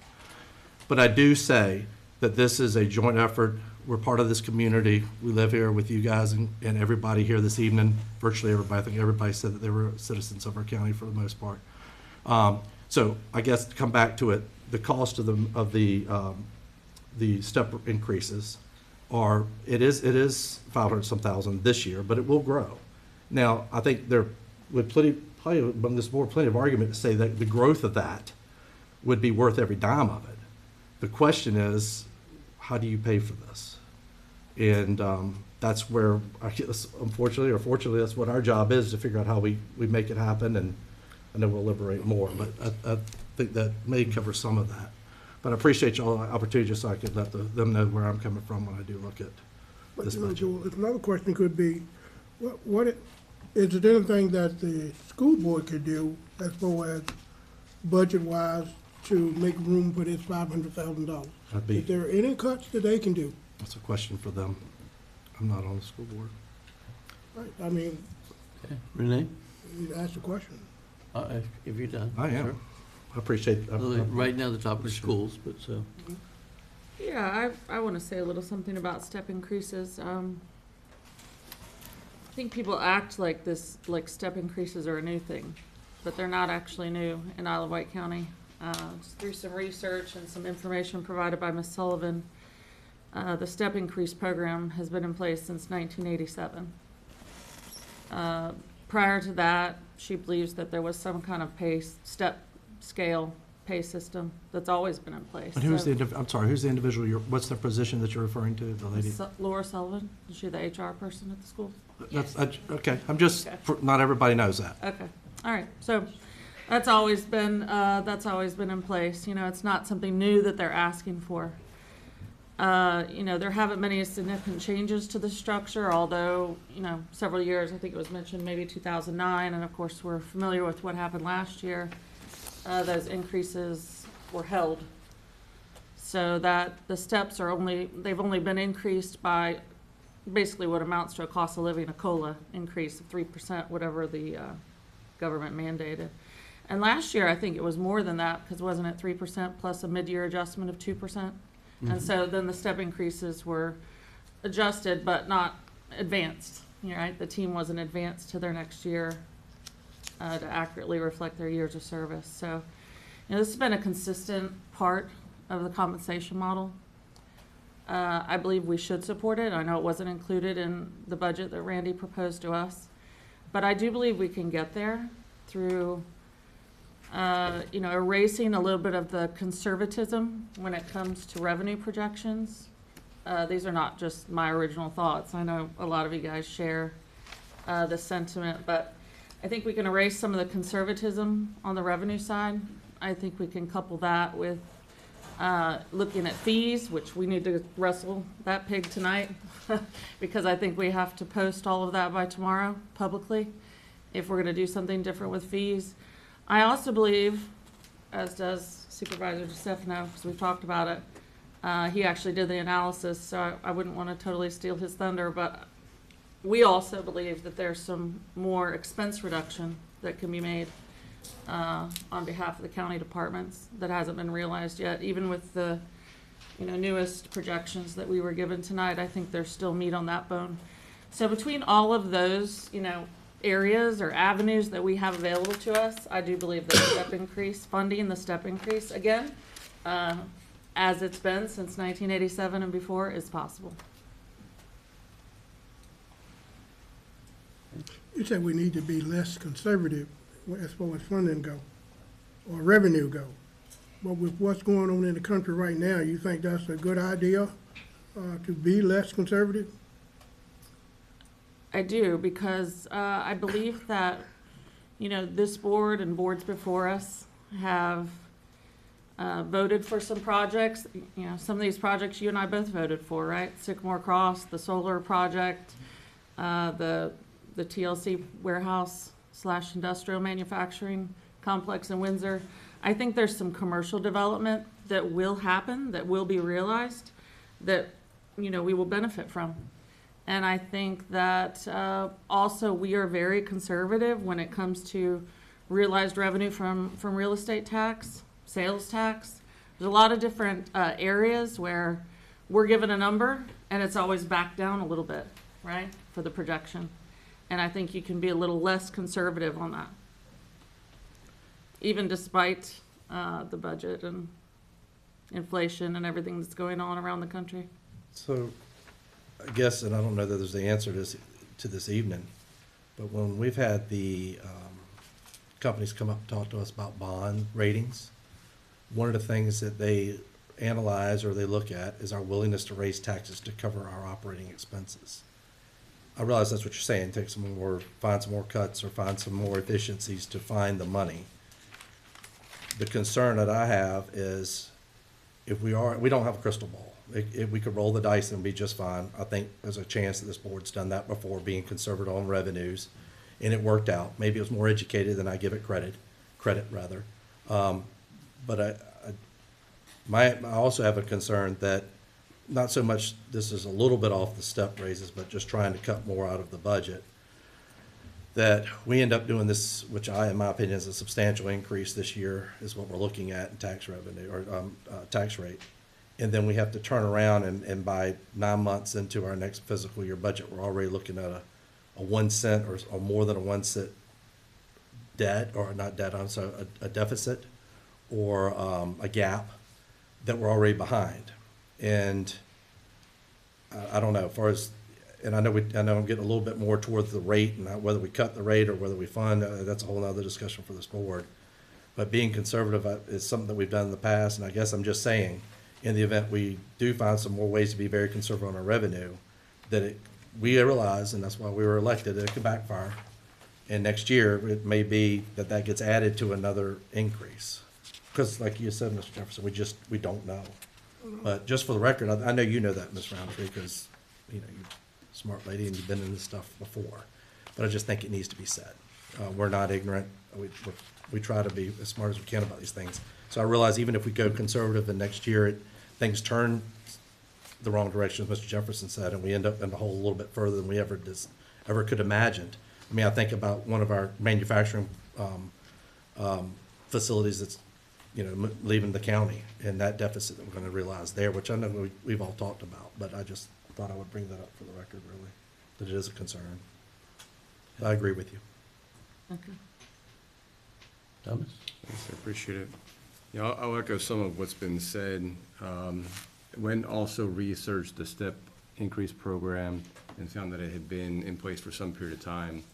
And relating that to a military career where there's both increases for our cost of living on an annual basis and the equivalent to a step increase program with tenure, I relate to that quite a bit. And I never had a year where I didn't receive what was, you know, going to be awarded to me in that, and I thought about that quite a bit, and that would have been demoralizing, I think. So when not funded, I get concerned about quality of life and ability to keep talent at our schools. And so that is a priority, personally of mine. I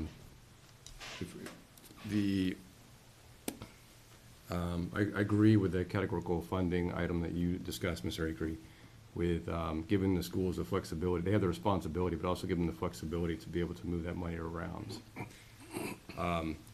As I discussed last week here, the way that I see us getting to potentially work with the schools to look at this step increase is doing a thorough review of our budget, seeing where we can make some smart cuts, but also putting some of the responsibilities onto the schools as well. And knowing that we're working with them and they need to work too to make smart cuts, see if we can get to that number, which is $521,000 in order to fund it. I would prioritize that over personally the reducing from off of a 5-cent tax increase. I would prioritize the step increases. However, I also think that we could come back and look at the potential to not quite have the 5-cent increase with a little bit more sharpened pencil, if it may be possible.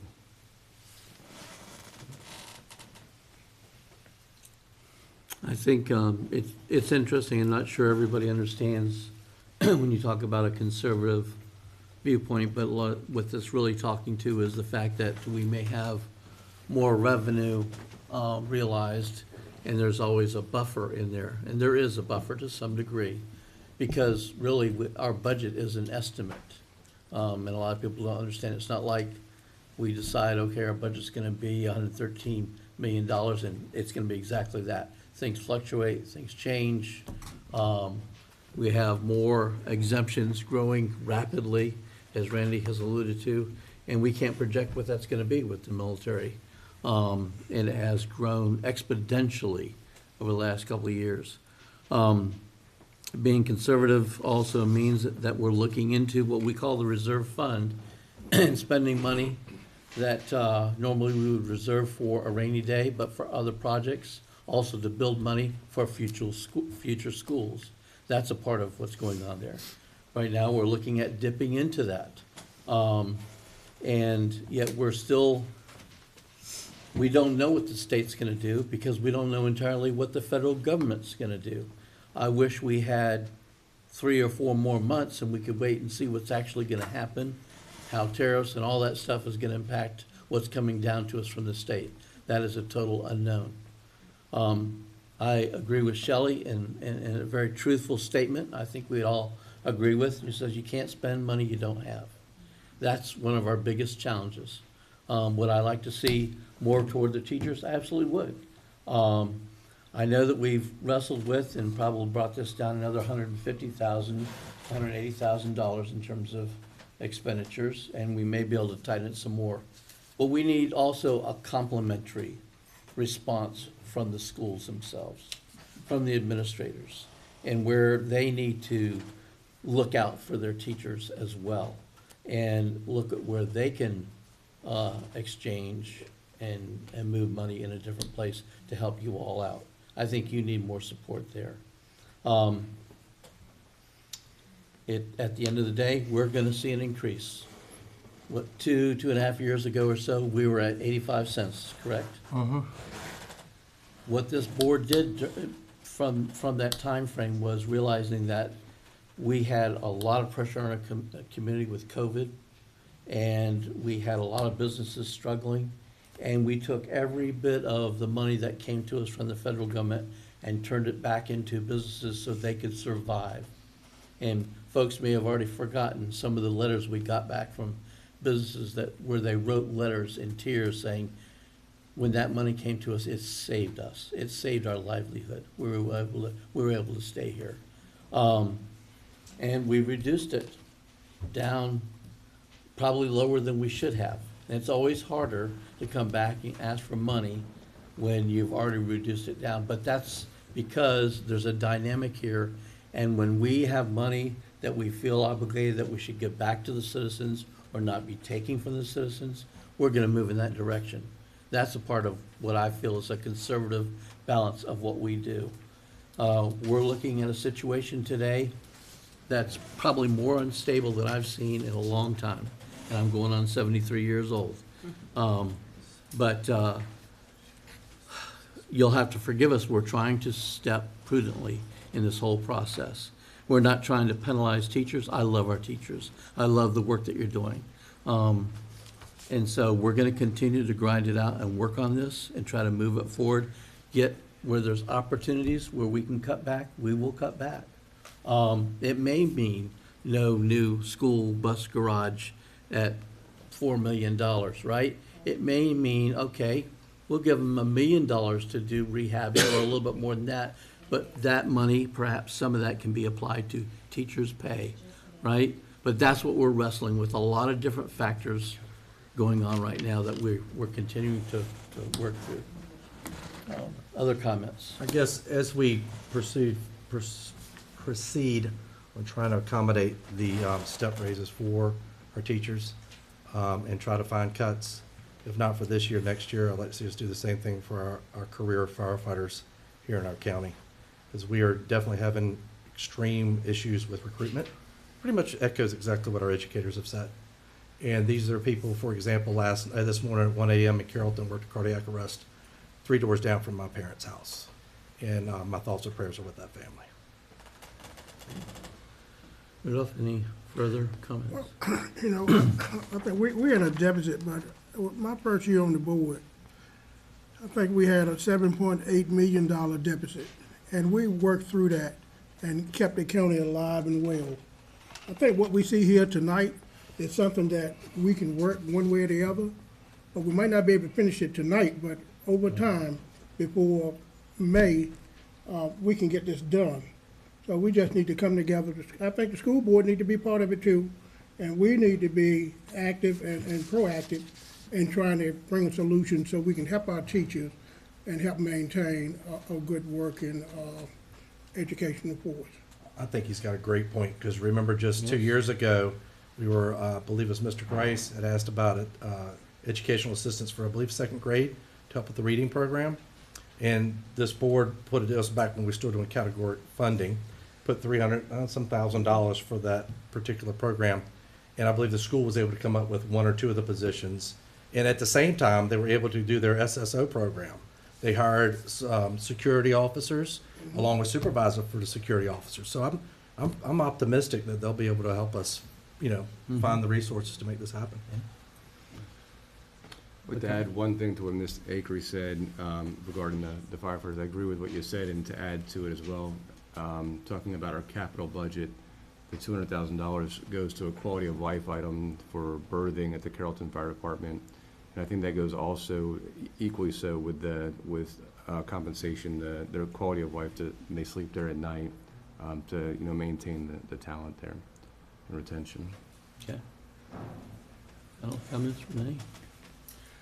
I have lots of comments, but I do have two questions. You may have to phone a friend, Mr. Keaton, but I wondered what was the end of year reserve for 2024 and 2023 on the county's part? Where's that, 26 million? Unassigned. Unassigned fund balance, about Sorry, 26. maybe I'm saying that wrong. I get what the unassigned fund balance is, but at the end of the budget year 2024, the end of the budget year in 2023, how much were we in the black? I know. I mean, just for that single year increase. Yeah. I'd have to look back. It was $1 million and some change, I think, mostly from vacancies. $1 million and some change in 2024, Mm-hmm. and then 2023. Oh, I'm not sure. I can find out. It was less in 23. It was much less in 23. Yeah, I just ask that because I do think that there, like I said earlier, there still is some meat on the bone when it comes to expenses. I know that Mr. Stefano has done some pretty deep financial analysis. I know he shared that with Mr. Keaton on Monday.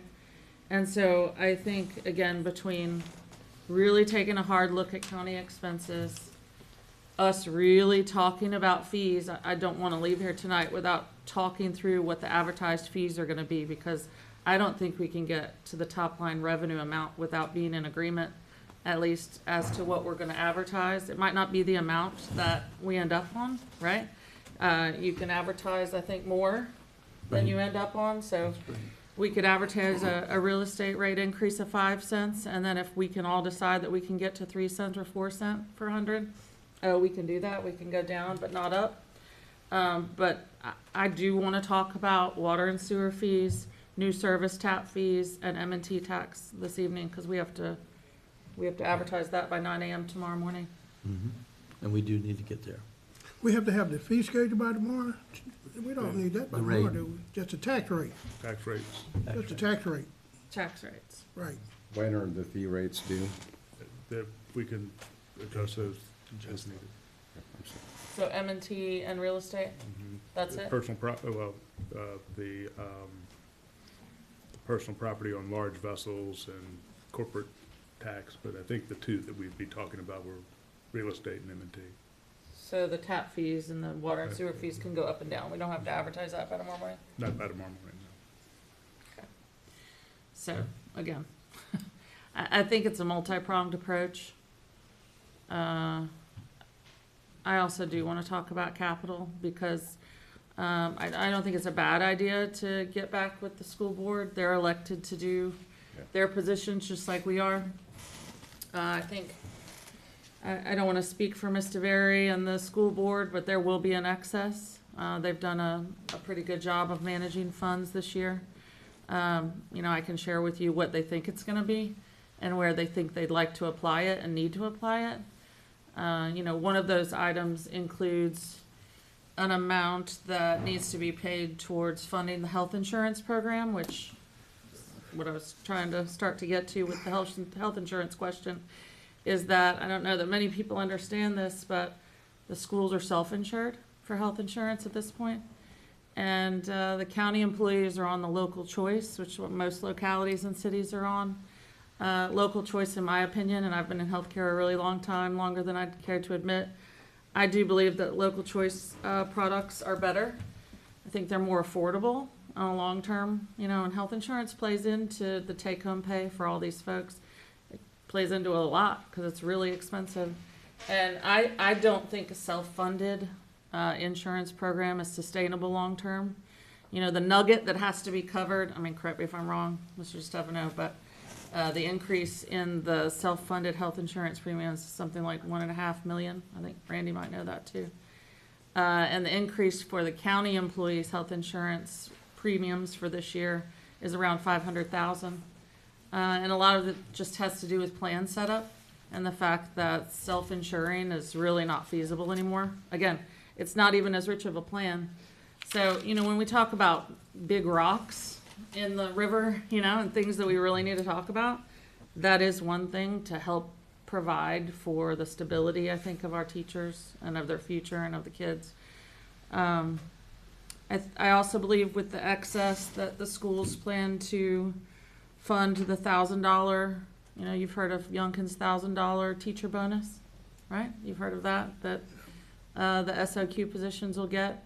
There's an amount above and beyond that will not be funded by the state. Obviously, we have a lot more positions than what's provided for under the SOQs. So some of the excess, I understand, will be used, $781,000 to pay for that $1,000 bonus in this year with those revenues. Now, all of this excess, don't get me wrong, if it's excess, then it's returned to the county unless we say, yes, we think that these are approved ways to spend it, because it is the citizens' money.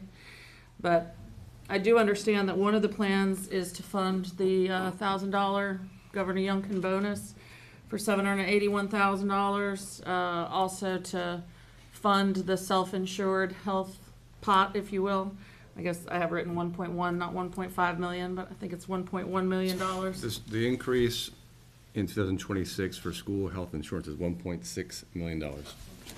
So the increase in the premium is 1.6. I don't think that's sustainable. I also, again, believe the coverage is not as good or as rich and does not include a retiree benefit, like we just voted a couple meetings ago to extend through a local choice to our county employees outside the schools. When we say that, doesn't include our teachers or anybody in the school system. So I think we should work hard to bring them up to the 21st century there. So I do think that there are some things that will be funded with the excess. I think the schools should be commended on appropriately managing their budgets so that they can pay for those things. I also believe that the school board did a lot of work to outline for us expenditures that were required versus ones that were requested, right? Things so like needs and wants. And when you look at their needs and wants, I think they did a really good job prioritizing the capital budget, what they think should be prioritized. And that list this year does not differ a whole lot from last year. They basically took off the top the things that we funded last year and then reshuffled the things, but you didn't see a lot of new things show up in the capital budget. They've been pretty consistent there. I also think they did a good job by categorizing their wants.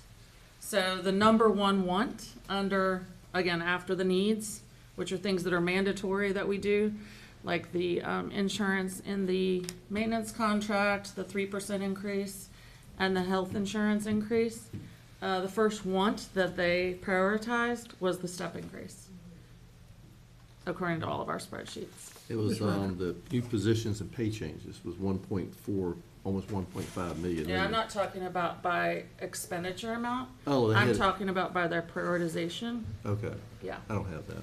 So their prioritization listed their number one want as the step increase.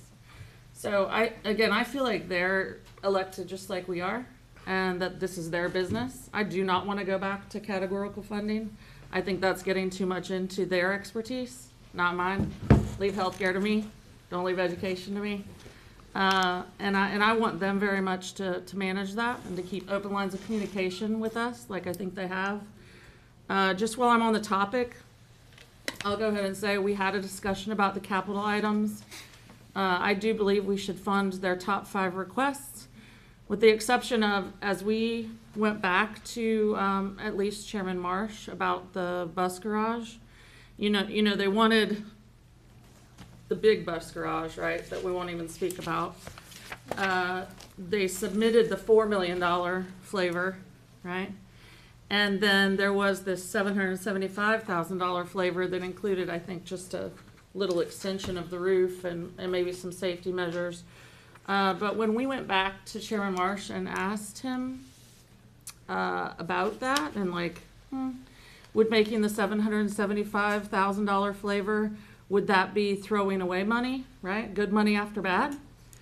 Would you rather just not us fund that at all, even though it's your top priority? And that was prioritized under capital as their top priority. What he said was, yeah, that'd be throwing good money after bad.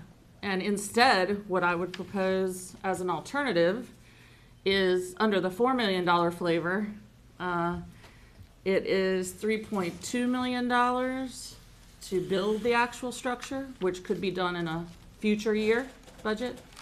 But it's around $800,000 for the design and the BMP pond So if we started the work and still funded around $800,000, I think we could do some of that work in this budget year without taking out more bonds, without going into debt. Because we know what happened last year when we went into debt with HVAC for Carrollton, which had to be done.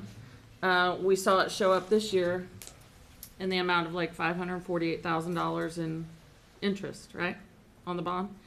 So instead of like borrowing $4 million, I know we're going to take some out of the rainy day fund, and then we were going to borrow some of it. I'm not in favor of borrowing money because, again, that's robbing Peter to pay Paul, and then you're going to pay it next year. I also don't think you should throw good money after bad and give them some kind of like halfway renovation that they don't think will make a difference. So, you know, I would say in the capital budget as it's kind of drafted, or in the form that Mr. Keaton is showing tonight, 6.8 million, I think we can still get there, is what I'm saying, with the prioritized projects for the schools by still funding them the 775, call it 775, 800,000, whatever the number is.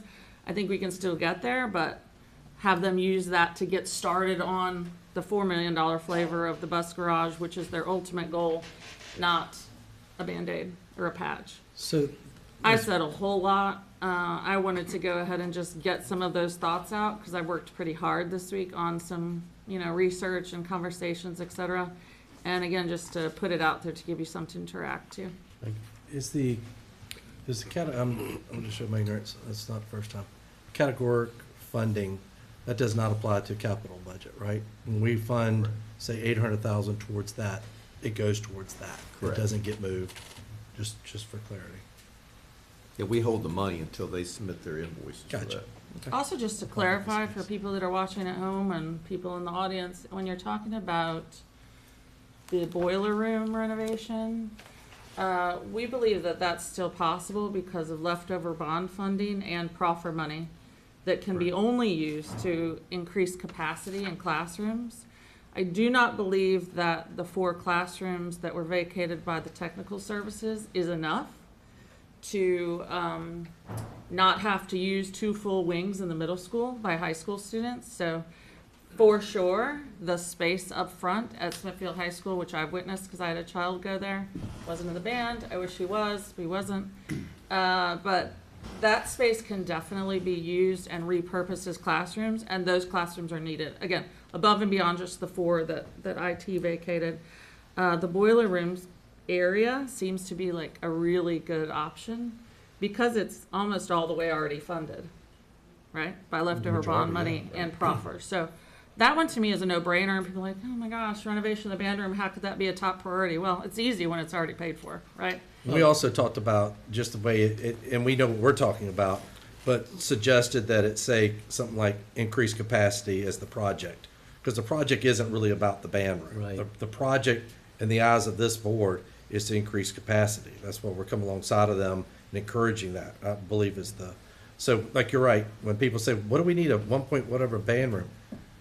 It's more than just a band room, is your point, I believe. Yeah, we can make the narrative more specific, for Yeah, sure. people I think it's tough when you're looking at a spreadsheet and there's a couple of words as a placeholder to try and be descriptive for a large amount of money, but correct. I think the point's taken there, and I think it's worth repeating. We did this the other night, but if you want to just review what that really means, it is not simply the band room. What are we really doing there? It's multi-purpose use. It's a number of different things, just so the citizen understands we're not spending that much money on just a band room. The band certainly deserves a beautiful home. I think music helps to grow young minds. I blew a lot of air out of my brains into an oboe for many years. And people who know what an oboe is know that it's a really hard instrument to play. But I would give the band the world. It explains a lot, right? I would give the band the world, of course.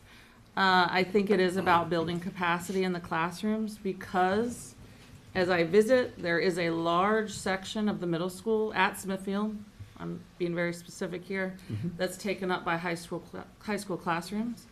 When you look at proposed development, which by the way, yes, we are projected to grow No, it hasn't happened yet, sorry. I'm sure the traffic's gonna get way worse because our number of new home starts really from 23 to 24 was not appreciably more. It was about the same. It's around, 215 to 250, no matter which way you cover it, and cut it. It's not 1,000, it's not even 300, it's still about the same, so. I do think that may get worse, but be that as it may, the school that's in most danger of being over capacity is Smithfield Middle School, right? That's the one that, with any new addition, always goes into the red. That's always the one that's at risk. Part of the reason I believe it's so much at risk is because the high school uses so much of their space. So, again, to reclaim classrooms more than just 4 that the IT services will vacate, I think is important. And can be, again, paid for by funds already secured. And if I may, repurposing classrooms that were taken by IT is probably not a item that proffers would be appropriate for, because it's not the same as converting a room that was never classrooms into classrooms. So just for proffer use, that's a renovation, not necessarily, and I don't know, it may or may not be, but in general, taking something that was a classroom that became an IT room and then go back to classrooms may not be something that proffers covers. Yeah, I mean, we're not proposing that. No, and I'm it's just not saying, even in but the budget. I just didn't want. Okay.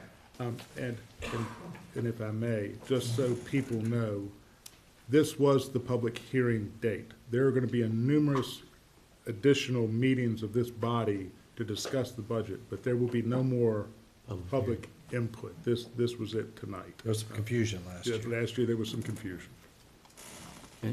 So as a school board, you said you was talking to some school board members. Are they projecting to have excess money that's coming back to the county? Correct. How much is it? $3 million. How much? $3 million. $3 million. Now, some of that is tied to certain funds already, like, for example, that $1,000 bonus for teachers, part of that is not matched. And so that's about, I believe it was $781,000. $781,000. So is 100% of it already assigned? That's my point. I think they have ideas towards it. Of course, the money is ours to appropriate. Okay, but my point is, if they got $3 million coming back, and how much of that $3 million is already assigned for something that they can come to the county and ask for that money back? Will it be $532,000 left over from the $3 million?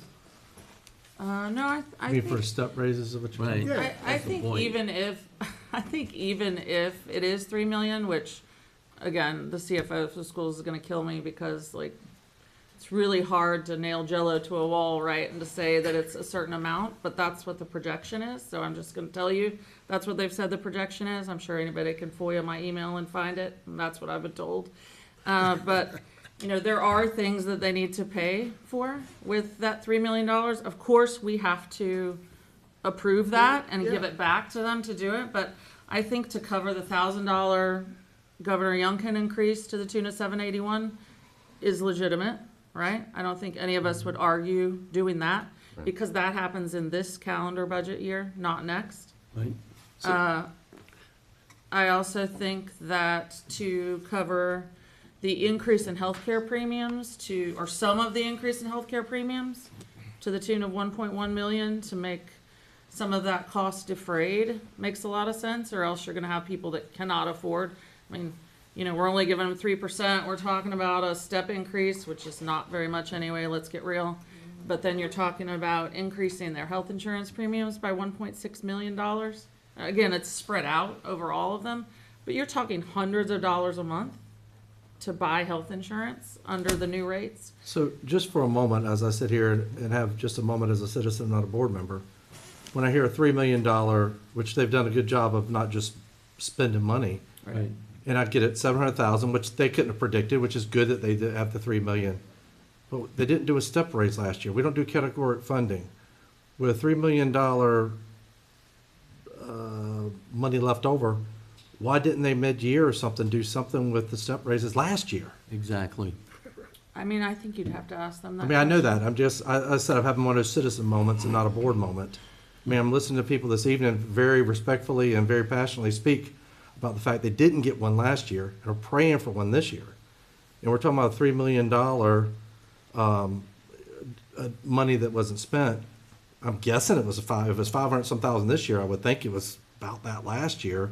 So even if you did it mid-year, something's better than nothing. But maybe I need to go to a school board meeting as a citizen, not a board meeting. Yeah, perhaps. Look, when we say that at the end of 2024, the county had an excess of 1.5 million approximately dollars, and then we say, well, why was that? And then they say, well, vacant positions, right? And just not spending everything that was budgeted.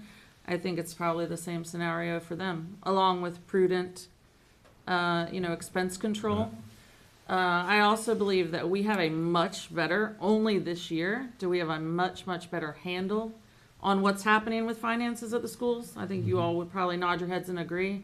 The addition or re-addition of Ms. DeVary has been really a great thing for the entire county, and all the citizens should probably write her a thank you note. Yes. Because she knows what she's doing, and I'm not gonna cast any comments on whoever was in the role before, but she does a fantastic job. She sits on my audit committee for the county, and she's a great member of that audit committee and has some wonderful insight. So I think there's a just confluence of things that have come together that have caused this excess potentially. Who knows, right? Yeah, Might not no. end up being that, but I think they're going about these things in a thoughtful manner. I don't believe that the school board is coming at us willy-nilly with things that aren't prioritized and things they think they want to do and spend. I think they're willing to say, yeah, you know what? There's not money for 12 or 14 or whatever the number was, new positions. Got it. I think they're willing to accept that. Again, their top priority, when you look at how they've prioritized, not by dollar amount, but what they said was most important in the wants category, it is the step increase for the budget 25-26. And we don't know that number yet that you're speaking to. It may be $3 million, it may be less. Yeah, jello And to a wall. I say that we're not trying to throw stones either. Yeah, no. But certainly there would be the possibility that they would be able to finance the step amount, depending on what comes back and what the numbers really are. We don't know that yet. But so I also want to say, so I'm thankful to where we've come in terms of the accounting. I'm thankful for the transparency that we're seeing coming from the school board on these numbers and everything. And it's just like we said earlier, we estimate our budget. We don't have an exact number. And I think the same thing holds true for them. So in a complementary way, because I don't want someone to feel like, oh man, we need to shield more, we need to tuck more away, or we need to overestimate. I appreciate the transparency and what we're finding out and what we've learned this year. And those kind of issues are very, very important as we try to debate and figure out what that budget, that final budget's gonna be. I want to speak to that sum. Of the $3 million, I don't think all of that will result in a surplus. My current understanding is that, because they were able to tighten their budget and have a surplus, that $1,000 teacher bonus would be funded out of 2025 funds by trying to put it into 2026. So it would be reduced by some amount.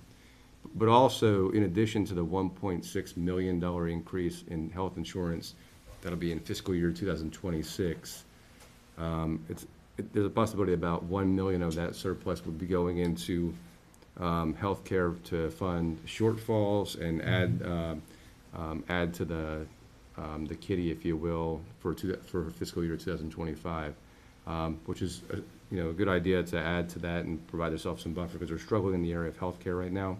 But also that kind of amplifies the idea that if there's a potential for a better healthcare solution for the schools, we ought to work with them to try to achieve it. There's also quite a bit of federal and state funding that they're not gonna get, right? Because the ADM is down. $900,000. Yeah, so that number is $900,000 that they actually, and it's not like when you pay rent at an apartment where you have to pay it a couple months in advance. The state actually gives you the money after the year has ended. And that's gonna be a decrease of $900,000 that they're not gonna get.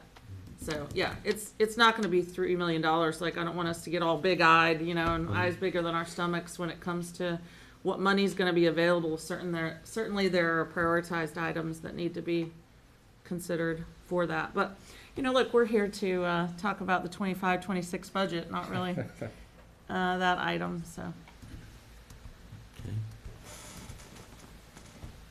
Any additional comments? We want to, Can we take a short break? yes. We'll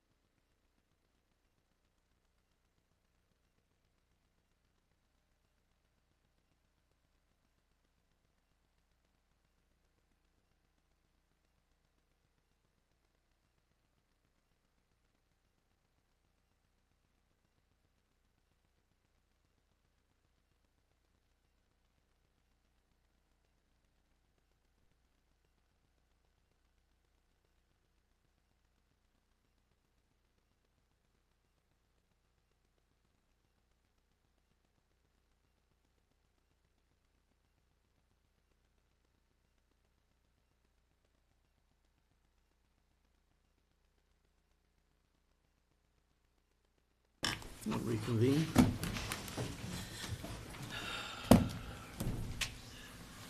Any further discussions on the proposed 25-26 operating capital budgets at this time? Would you like me to go through the proposal that we set I out? would like you to do that. I'll make sure we've finished our discussion.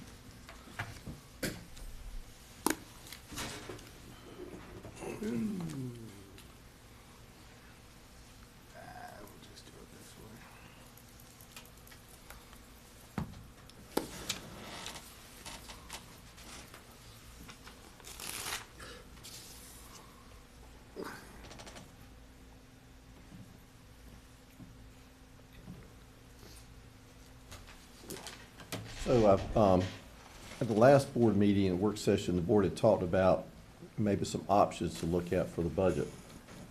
And we've been working on some items.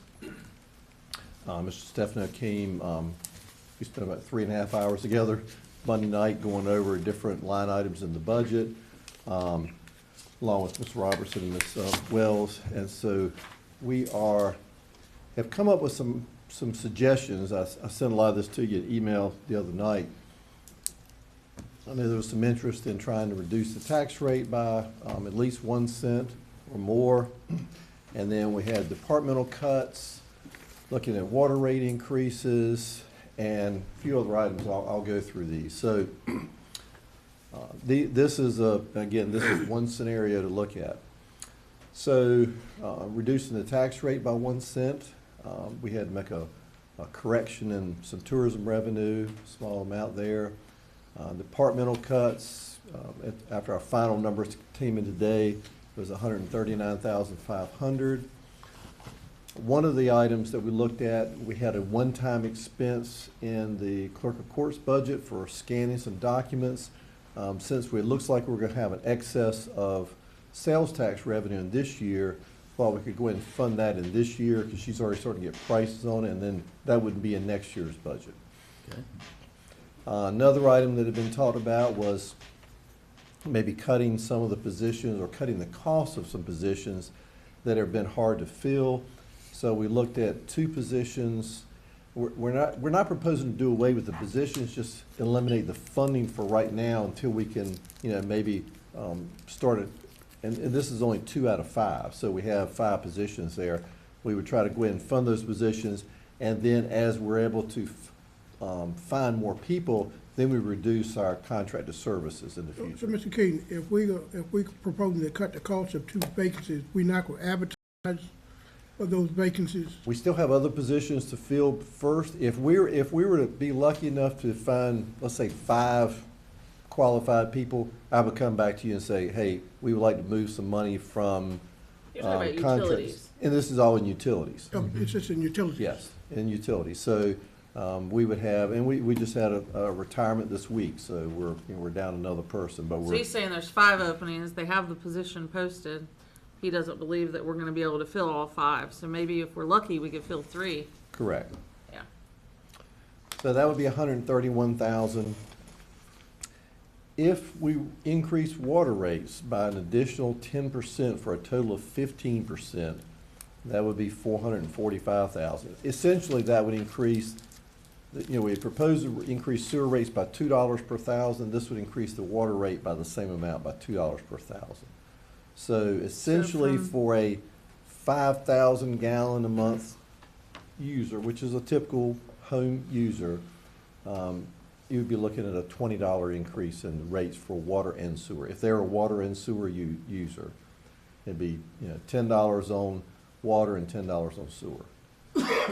So each rate would be $10 For a per month 5,000 total. gallon, user. And right per now, month. it's 7? Right now, the rate is $7 per? No, right now sewer rate is $7. Our water rate is $13.15. So the water would go to $15.15 and the sewer would go to $9. Be about $40. So it's water's $13.50, it would go to $15.50. $15.50. $15.50. Yeah, And sewer is $7, it would go to $9. correct. And that's a 10% increase from what you first proposed. Water would be a 10% more than what I first proposed. It was originally proposed 5%, so it'd be another 10%. Bi-monthly, 5,000 for $20? Yeah, $20 per month increase in a combined water and sewer bill for a typical 5,000 gallon a month user. One item we found in the public utility budget also was we had two items, one 50,000 in capital outlay in public utility in water and 50,000 in sewer. Well, we're putting $2 million in capital, so we just took those two items out. They were for smaller capital items. Altogether, we're reducing the contribution from general fund to utilities by $676,000, so it'd be a pretty substantial reduction. This is, now it says increased business license revenue. That doesn't mean increasing the rate. We're already at the maximum rate. It's just increasing the estimate for the revenue of $27,000. Increase in inspection fees, that would actually be increasing the fee structure. We haven't determined exactly how to do that, but you know, my thought was if we just had a base rate of X dollars, which would be maybe probably be around $300 per house, that would generate about $70,000. And that's for new New build? construction, yeah. Increase the lease financing, and this is just to offset before I had proposed the $231,000 in sales tax was to cash fund the two vehicles for the two deputies, but in this case we would just add this 136 to the 550 I believe we were going to finance anyway for the other vehicles instead of cash funding those, so that would just increase our lease financing. Increase in our sales tax estimate by $231,000. That's a 5% increase in where we think we'll end FY25. We think we'll end FY25 at $5 million. So this would just be a 5% increase in that. Slightly under $5 million, but it's right close there. On the expense side, we propose to increase the tax relief to where we think it will be. So altogether, that's a $1.1 million increase in the tax relief budget. And again, that is a number, Mr. Stefano and I've talked about it. Like he asked me, he said, well, how did you estimate that? I said, it's a guesstimate. We really don't know, because every time we try to estimate this number, it comes in, we come in low because we have no control over that. It's just based on how many people move to the county. Funding the two deputies January 1, it would be $83,000, which is essentially the cost of one deputy. So this would be two deputies, for 6 months. Now that means that second deputy is already going to be baked into the budget when you go into FY27. So you need to, there's $83,000 to start off with right there.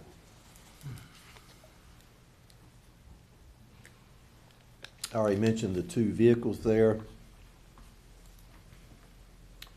And that was it. Now you've got a page handout that kind of explains, it shows it in a little better format. It shows the revenues and the expenses. Altogether, this lowers the county budget by $188,000. But it makes some pretty drastic changes in how we fund those things, because we would be increasing water rates more, reducing tax rate by a penny, and an increase in some other fees. One of the items that Ms. Roundtree asked to look at is the tap fees, our connection fees for water and sewer. We already proposed to increase those by $500 per item. So right now our tap fees are $4,500 for water and $4,000 for sewer. We would be going to $5,000 for water and $4,500 for sewer. That puts us up in the upper echelon of connection fees in the region. I looked all the surrounding areas around us. A lot of localities are in the $2,000 to $3,000 range for connection fees. Suffolk is a little bit higher. I think one of theirs is 6,000 and one is a little bit lower, around 4,000. But, you know, if we're at 4,500 and 5,000, in other words, you're looking at $9,500 for a new house for a water and sewer connection. We'd be pretty high in the region, so. Mr. Keaton, could you please explain again the increased lease financing? Yes. So usually for vehicles, we lease finance those over 5 years. So for example, in this year's budget, we have, we originally had 7 new deputy cars. I think we funded one of those we were able to fund one of those in the current year budget with salary savings. I think we've got an animal control vehicle and a couple other vehicles in some other department, I think maybe Public Works or something. So usually we take our whole package of vehicles, we lease finance those over 5 years, which means every 5 years your oldest payment drops off and then you start another one. So originally, when we were talking about trying how to fund these deputies, I proposed the increase in the sales tax, and that would fund the 2 deputies January 1 and the vehicles. And trying to make this work to reduce the tax rate, we just increase the lease financing, and that pays for the 2 vehicles. If you do that over 5 years, are you then fully paid up for that vehicle at the end of 5 years? It's And then set do you for do 5 some- years. Do you buy back, or do you own the vehicle at that? We own the vehicle. Okay. And so after 5 years, if it's a deputy vehicle, what are you doing with it then? Are you maintaining it for longer, or are you selling it? It depends on the mileage and how much, I mean, we have a policy on, or our goal as far as how many miles and with the age of the vehicle before we replace them. And then we sell them at surplus auction. I think the term lease financing may be confusing. It's just folks. financing, It's not yeah. really a lease, it's financing. Okay, that makes a difference. Yeah. So I say we got, fund 2 deputy cars, but do we currently have any surplus cars that new deputies can use while they in training? We don't? I think we have, what, 1 or 2 that are lot cars maybe at one time? Currently, we have a fleet of about 74 vehicles, and I, on average, keep 2 to 3 spare vehicles. And so what we'll do as a vehicle reaches high, or ends its lifespan, that vehicle becomes a spare. So our fleet, we carry 3 vehicles. 3 vehicles is the most we've been able to carry in previous years as a spare vehicle. One breaks down, we have one involved in a deer crash, something of that nature, then the deputy uses a spare fleet car. What do you do when you run out of fleet? Because only 3 is nothing. With a fleet your size, 3 spares is nothing. What do you do on days you don't have a spare? We struggle. We take somebody who's off, hot seat a car, and they switch out. So three is very, very thin as far as vehicles are concerned. Hot seat in a car sounds fun, just saying. It sounds like a But it's not. really cool term, but Good term. I'm guessing it's not. Where are you at on the additional deputies right now? Do we have them? Oh, no, this will be proposed for January 1 next year. If the board funds it for FY '26, they would not be. And they have a filled until- handful of other positions that are open too, right? How many FTEs do you have open right now? 2 or 3? 2. And in the very beginning, we said we was not gonna fund any new positions, but I do recall, the Chief of Emergency Services about a year ago had said he would, want to put 2 fire medics in Rushmere for 24-hour coverage. And I think, if we're gonna do some things and be creative, I think we need to maybe try to include that in this budget also.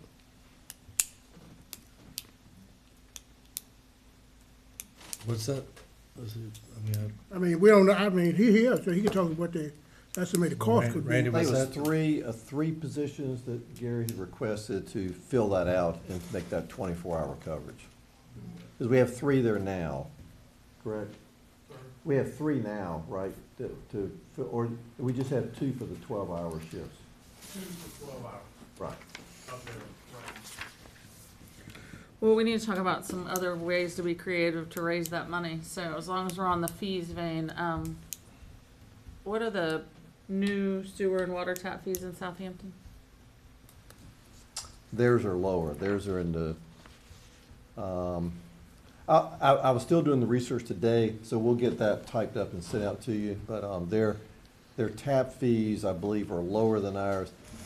Their budget just came out, so I'll have to check what their proposed usage rates are. So, But we're right now second highest in the region, and depending on what they have in theirs.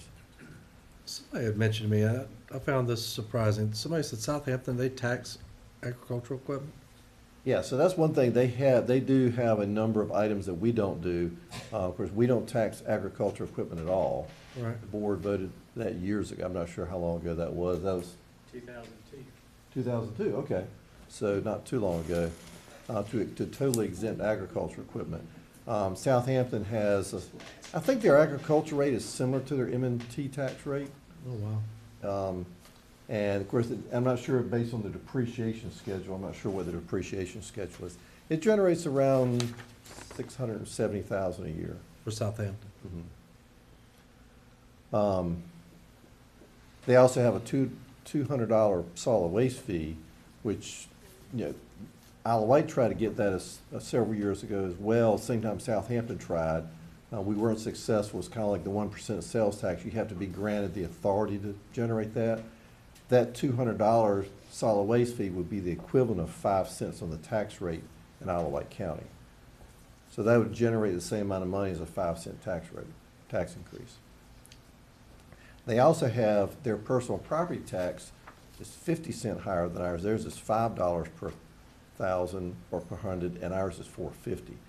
That also would generate the equivalent of 2 cents on our real estate rate. I thought it was too late to change that. It is, but I'm just giving an example of the differences in tax rates there. You know, those two items alone would be the I equivalent. mean, only because we could be comparing ourselves to Southampton, some of the localities, and wonder how they do it, you know. They have other fees and taxes. So M&T? I know we talked about M&T, it's $1.95. That's the rate. I mean, is there any appetite to increase that, Chairman Rizzi? I don't have an appetite for it. I know it sounds attractive, but, I mean, you go to Virginia Beach, theirs is what, 0? Yeah. And we're trying to attract business, and I think that's, at this point in time, when we're trying to bring in business, may have the opposite effect. Be nice for somebody to come back into Green Mountains facility. Don't you use economic development incentives to do that? Correct, but we have to fund that. So that was the item in the economic development budget of $100,000 that we put that into a pot and let that build up so that when we have a business comes in, we use that money to reimburse them for Yeah, their. so was that amount included in your departmental cuts, or is that still there? No, it's still there, Yeah, 100,000. okay. So there is incentive money to try to get business this year. Well, for them to stay. Once the money runs out, the incentive runs out, it seems like they pack up and leave. All right, I don't know that there's much we can do for that because it is over a depreciated kind of schedule, a step-down schedule, which is why Keurig left, right? They went to the inland port in South Carolina because our incentives were winding down and they got new ones. My understanding was they were consolidating their operations there at a new plant. They had a new plant and they were consolidating their operations in a more geographic centered location. With a bunch of new incentives. Probably so. Yeah.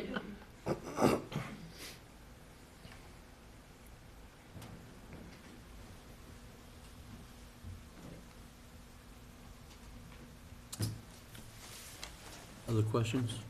Do we have an understanding of what the loss is gonna be in fiscal year '27 based on them going, closing down Keurig Dr. Pepper locally? $850 or $950? $875,000, penny and a half. They've been moving stuff out. Are they marketing it yet? They were supposed to wind down operations next week, April 30th. I do not believe they're marketing yet. No, they're not marketing it. In fact, I think there are companies that want to get in there to look at the space, and they're not allowing anyone to come look at it yet until they, number one, they're still operating, so until they shut down. And then they plan to, I believe, vacate the space by end of November. I'm not sure when they'll start allowing people to go in there and look at the space, but So we're already 1.5 cents behind the 8 ball for not this budget, but next time. Just no, because it of would that actually be, closure. well, no, it would actually be the FY '28 budget, because they'll still owe their M&T tax for FY '27, correct, or '26? 26. 26. FY '27 would be the year that, Right. yeah, Yeah, that's what that I they was would saying. go away. I believe the current rate on M&T is $31,000 is 1 penny, correct? That would change that, I'm thinking, to a different ratio. Do we know what that is? We won't know until we get the returns in from all the businesses later this month, or later next month. I mean, we have currently, what, $311 million on the books of M&T currently in assets. So by reducing it by 875,000, trying to do quick math, but I don't know what the penny change would become in that case. It depends on what other businesses either increase or decrease. Right. I do think there's room for a small increase in M&T. I mean, we're increasing everything else.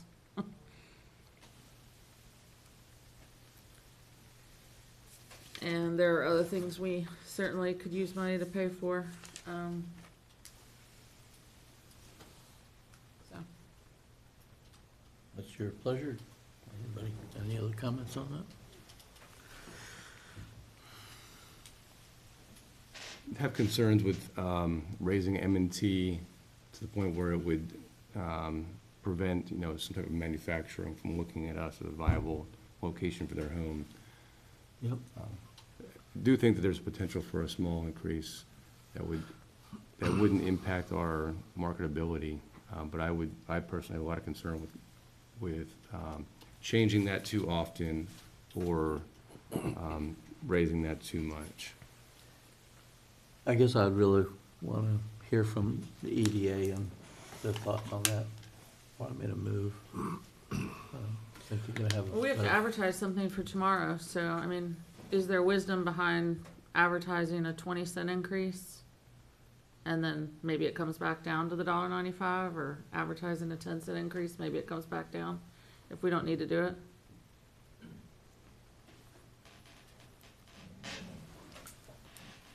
20 cent would be a 10% increase in M&T tax. And it's kind of like I said earlier, you don't know until you do it either way. Perception, instability might be the word to be used. Some of the latest projects are, projects that have just been approved. If there's companies that are looking at M&T and they wonder if it's just, we're going to get them more later. I have no idea. I mean, you just don't know. Yeah, I mean, I feel like from my time on EV-RIFA, and I've passed that baton to Mr. Stefano, and he's happy about that. Isle of Wight has so many site-ready and site-rich resources that we're close to rail. We have water, we have large parcels and the ability to build large buildings for manufacturing, as well as warehousing. So, I mean, I think a small or a nominal increase would give us some relief from the fees aspect to go towards expenses, but, wouldn't kick us out of the market because we have so many positives going for us. I mean, I know we have to stay competitive. I think even with a small increase, we can stay competitive because the positives outweigh the negatives with the sites that we have available. What is the Suffolk rate as compared to ours? Y'all got that number close?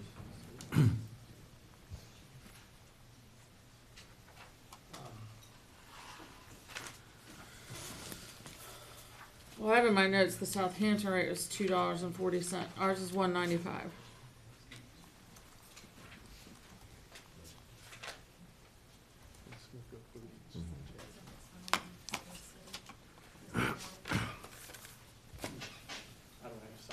Okay. Yeah, and we're getting the information in from the, I think the deadline is May 1st to get all the information in from the different manufacturers, so we'll find out hopefully what our numbers are, or get a guesstimate by Okay. starting next week. According to Suffolk's website, gonna say, that's what I was- $3.15 based on 20% cost first 5 years, $3.15 on 10% after 5. So you're talking about a 63-cent effective tax rate? And our effective rate is what? Our effective rate is 73? You said 78 cents in my notes before. That's what we're gonna get, So we're above Suffolk. Our effective rate is above Suffolk now. Yeah, of the, We're 78. Compared to 63. of the M&T that we currently receive, I believe some of that goes into our revenue sharing with Franklin. Mm-hmm. We The know what majority of percent- our, the majority of our M&T taxes are collected in the Franklin Revenue Sharing District. So for every dollar we collect there, we send 21.8% to Franklin. So we don't keep all of it anyway. Right. Is your point? we could keep 80 cents on a dollar. Now,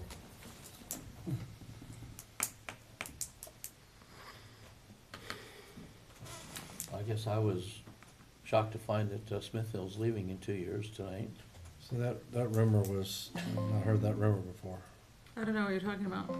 So one of the individuals got spoke this evening and said that the rumor was that Smithfield Foods was leaving in a couple of years. Oh, I mean, that's based on nothing. Right, I just, Well, Complete conjecture.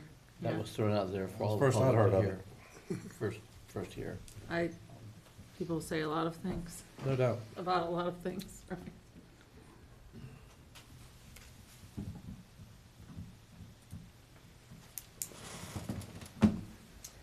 Well, hearing where Suffolk's at and Franklin Southampton's at, what do you think now, Ms. Roundtree?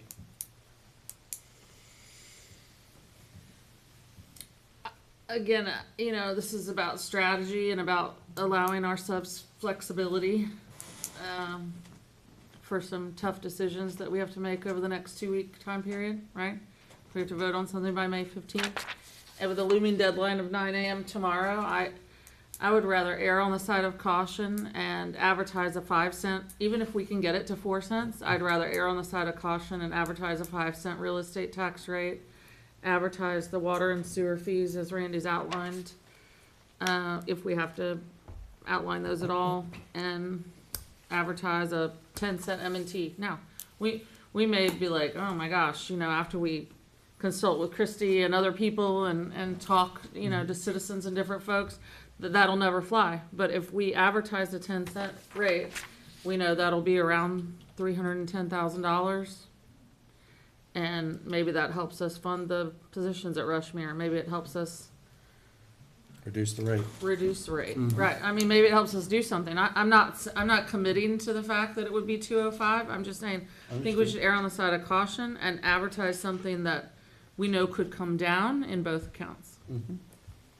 So if we advertise it, what would be the effective date for the, Well, what for would be, the rate increase? gotta be It approved. would take place July 1. Yeah. July 1? All right. I'm sorry, I wasn't following it first, yeah. I think it's also germane to the discussion, I mean, not really, but just a point of interest or order that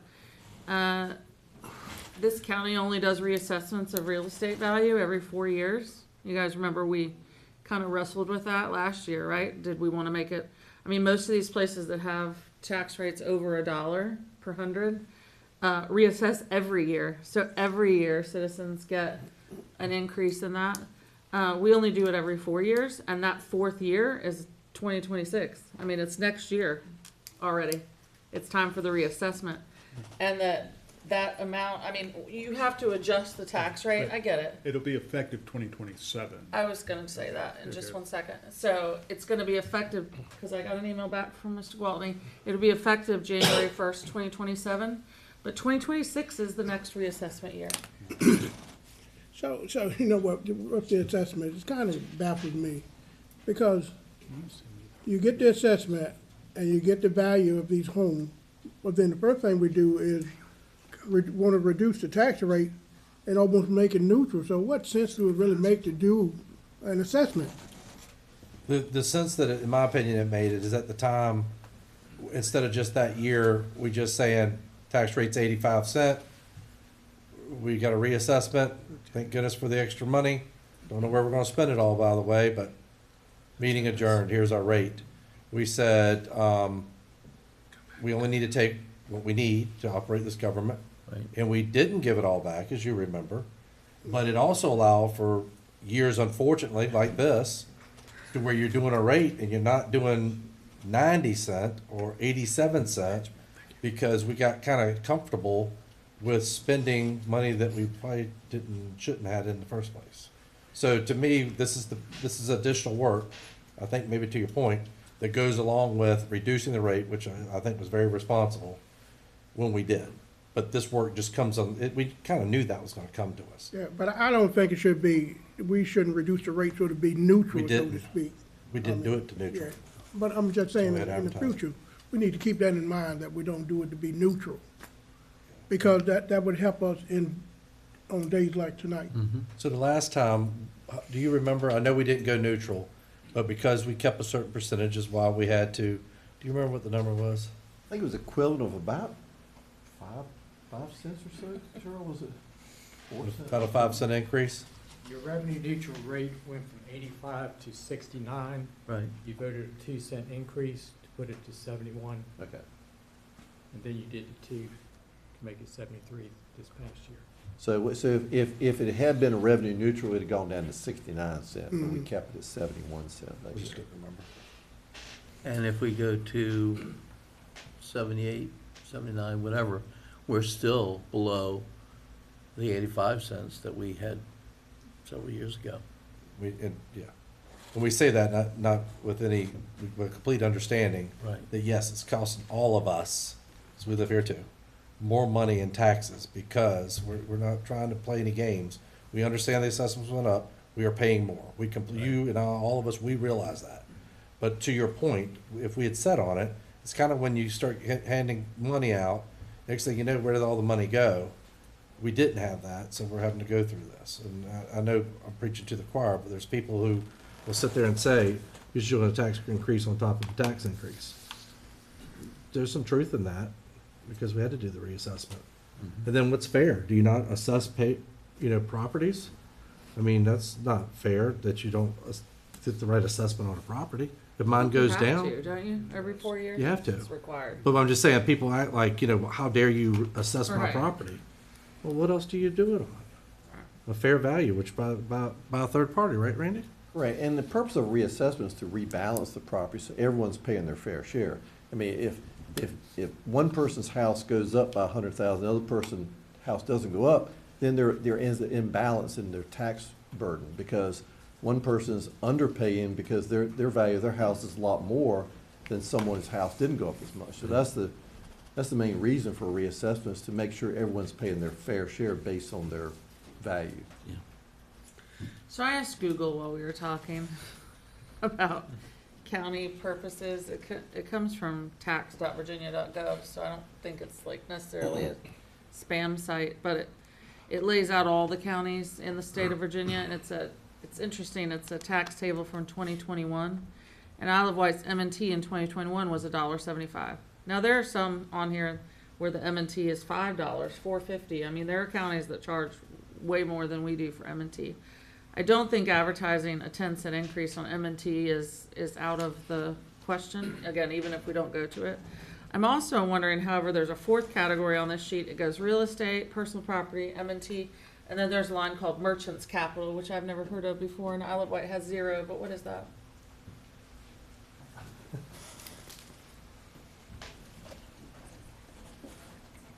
Merchants capital tax is a tax on the merchant's inventory. It's a tax on the inventory. Counties may have a business license tax, or they may have a merchant's capital tax. Your rate cannot be higher than it was in 1989, I think. So we were at 0. We're prohibited from doing a merchant's capital, so we opted to go with a business license tax. So in 1989, they stopped allowing you to do a merchant's capital, is that what you're saying? State code says unless a locality already had that tax in place, you cannot go there. So you'll find localities, you either have merchants capital or business license. You find that rural counties tend to have merchants capital rather than a business license because they have fewer businesses. Yeah, that's true. Thank you. You know, I'm always looking for a new tax. I just thought I found one. Apparently not. Mr. Keaton, there was a small change in the amount of budget cuts when we initially talked. I think initially it was estimated about 150,000. It's now 139.5K. What was the difference there? Yeah, we got the information back from HR, and that was one I didn't have the other night. And we also had adjusted, I think I received the information from Planning and Zoning after our meeting the other night. And the only one I haven't received information on is Commonwealth Attorney. So that I think there was a few small items there. So we've just been basically going through, you know, departments responding like, yeah, yes, we can do this one, or no, we can't do this one because of this reason, so. The reason I ask is that at 150, the way the math works out, $150,000 worth of budget cuts, the M&T at 10% increase, which would be $310,000, but if we saw 80% of that, because of our cost sharing with Franklin, would drop to $248,000. Asking the school for a similar cuts within their budget, that step increases. Now, we'll say it could be funded. And then we could also come back and look at the residential tax rate, whether I would recommend that we advertise it at 5% and consider whether we should be able to sharpen the pencils and bring that back. At 5 cents. Right. Yeah. I recommend that we give ourselves the flexibility by advertising it at 5 cents and then make that decision later if we could drop it down lower. I agree with that too. We need a motion on that? Well, if I could just mention one thing about the, there was some conversation earlier about the $1,000, I don't call it a state bonus because they just said, here, we'll give you part of the money, you've got to do $1,000. So it's not really, you know, they don't give you the full amount, they just say, and you don't have to take it either, you don't have to give the $1,000 bonus. But there was another one they also proposed this year, was a 2% bonus for state-funded, state-supported local positions, which is comp board positions. So all of our constitutional officers have positions that are funded by the comp board. We receive partial funding. So they proposed to give us a little bit of money to do 2% on just those departments. And I did not propose that increase in the budget at all because, you know, if we're only going to give it to a certain number of people and not give it to everyone, that creates a lot of ill will, you know, it creates ill will through the county. Social services, I cut that out of their proposed budget as well because they would be part of that category. But the $1,000 state bonus is for schools.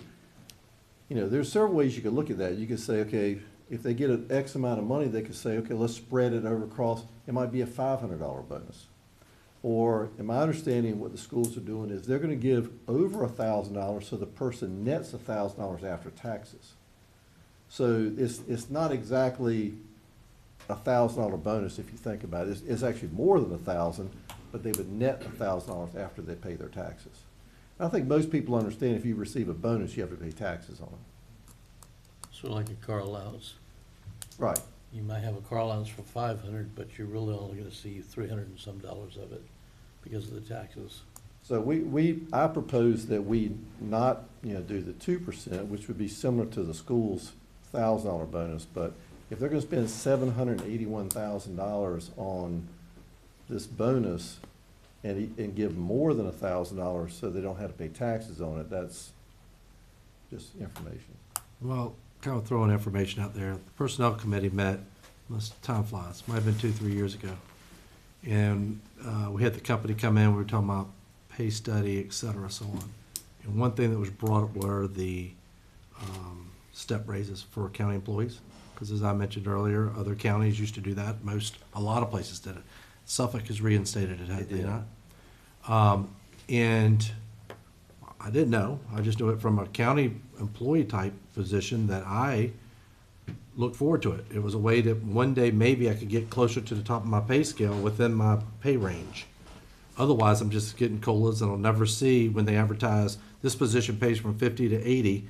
You'll never see it. You'll be lucky if you see 60 or 70, I'm guessing.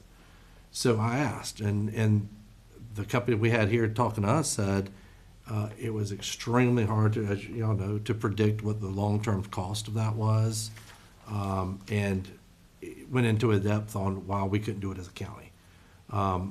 That being said, I mean, we try to, treat all county employees the same as we do school employees, because just like when you brought in, what made me think about it is the positions that the state funds sometimes. We've had raises that went to only the positions that the state was funding, and we had to make them whole. We couldn't have some teachers that weren't state funded or assisted with funding, and other people that work shoulder to shoulder not getting raises. So I think there's not apples and oranges here. I think it's the same thing. We need to, I don't know, there's no way in this budget we can do it, but we need to move towards, if we're gonna do step increases in school systems, we need to do it for other areas of the county, because recruitment and retention, we've talked about, we got positions here, we're cutting because we just can't get people to come work for them. Never mind that, we even said we didn't need them, we just said we've never been able to get anybody to take these positions. I mean, and some of these positions are things that do with sanitation and utilities. And we've talked about we've got a little bit of backlash because of the timing of it, but we talked about the Windsor sewer system. Those type of guys and gals that work on those systems is what we're looking for, and they're not coming. Yeah, I currently sit on the personnel committee, and we had a meeting, Mr. Jefferson and I sit on that together. We had a meeting with Randy and Don and the HR director, 2 weeks ago, I think, before our meeting. And I asked about step increases for county employees, and were we on a step increase program? And they said no, and there wasn't really an appetite right now. I mean, certainly it wasn't submitted for this budget year, but, it was said there wasn't really an appetite to go to that from an administration perspective at this time. I don't disagree with you. I think, grade and step it's a lot of administravia, right, to administer it, I guess you could say. But I did ask about it in the last personnel committee meeting. I think what I would like us to go to, and I've asked county staff to project what this would cost, and Mr. Jefferson knows where I'm going to go here, but the HR department did a pay scale study at median for some of our lowest level positions. First of all, they recommended that we bring some of our lowest grade positions up a bit, right, to a living wage and to the median, but they also did a pay study of several categories. And my ask 2 weeks ago, don't have it back yet, was about whether or not we could as a county develop a policy of what range we were comfortable being within of the median, right? So in other words, when we would hire nurses, right, for the hospital, you knew that if you weren't between 95 and 105% of the median starting RN salary, you weren't getting nurses. You weren't going to get them, right?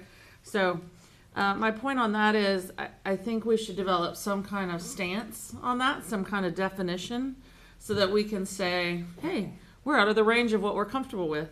And maybe to get these lower level positions to the median within a range that we have comfort with, in a standard deviation on one side or the other, that might take us a few years, right? It might take us 3 or 5 years to get there and to increase those amounts to the levels we're comfortable with stomaching. But, that was my ask out of the personnel committee, was just some work be done on that. And again, I did ask about the step increase, the step system pay scale for the county employees, and that it wasn't something that they're considering at this time.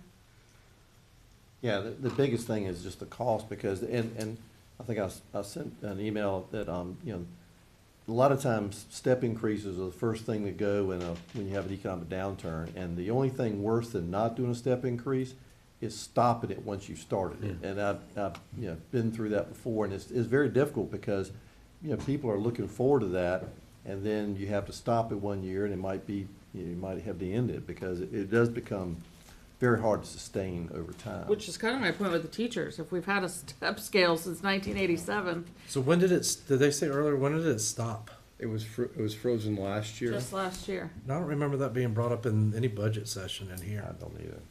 That was the response. Happy to forward it to you from Laura Sullivan.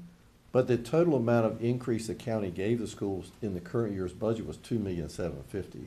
And that was given, like you said, as a lump sum, so they had the authority to do with that what they wanted.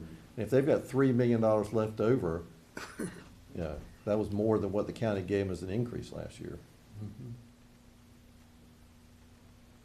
Why would everybody need a step increase at the exact same time? To my knowledge, I thought step increase was based on length of service and time and grade. A little bit of understanding I have about, and just hearing Suffolk talk about theirs. So theirs is, I think usually a step increase is quicker until you get to the midpoint. It might be every year until you get to the mid. Then once you get to the midpoint, sometimes it might be every 2 years or every 3 years. So it slows down as you get towards the end of the pay scale. And I think that's Or the percentage is less. correct. As you get. Yeah. Or you look at the trend in your market, and if you're having a hard time retaining people, say at the 5-year mark, it goes up, the increases are very dramatic at the beginning, so people quite honestly catch them, and they get to the point where they start looking around, they're like, well, I make more money than that, and that, and they stay. Yeah. And I mean, continue to get percentages, but there's, when you find out where it is that you're losing people, you make the larger increases during that time frame to keep them, and then they like the job and they're comfortable with the job, the living's pretty good, and the percentages, and that doesn't, as y'all know, it's not cost of living, that goes alongside of it. We're just talking about steps. And to me, that which is way out of our league, when you're looking at teachers, don't just say, we don't need to get in the weeds, but to me, I'm curious what their step increase looks like. If teachers are leaving at the 4-year mark and starting to look around, or 5-year mark, when they're getting really, and I'm talking about new teachers, for example, they're getting comfortable, they're really learning their trade, and they know they can do more, and they're looking around at other opportunities and all. Do you increase it at that mark, or, more dramatically than the other ones, so they stay here and they continue to kind of build themselves here as opposed to going to a larger system that may have other things to offer?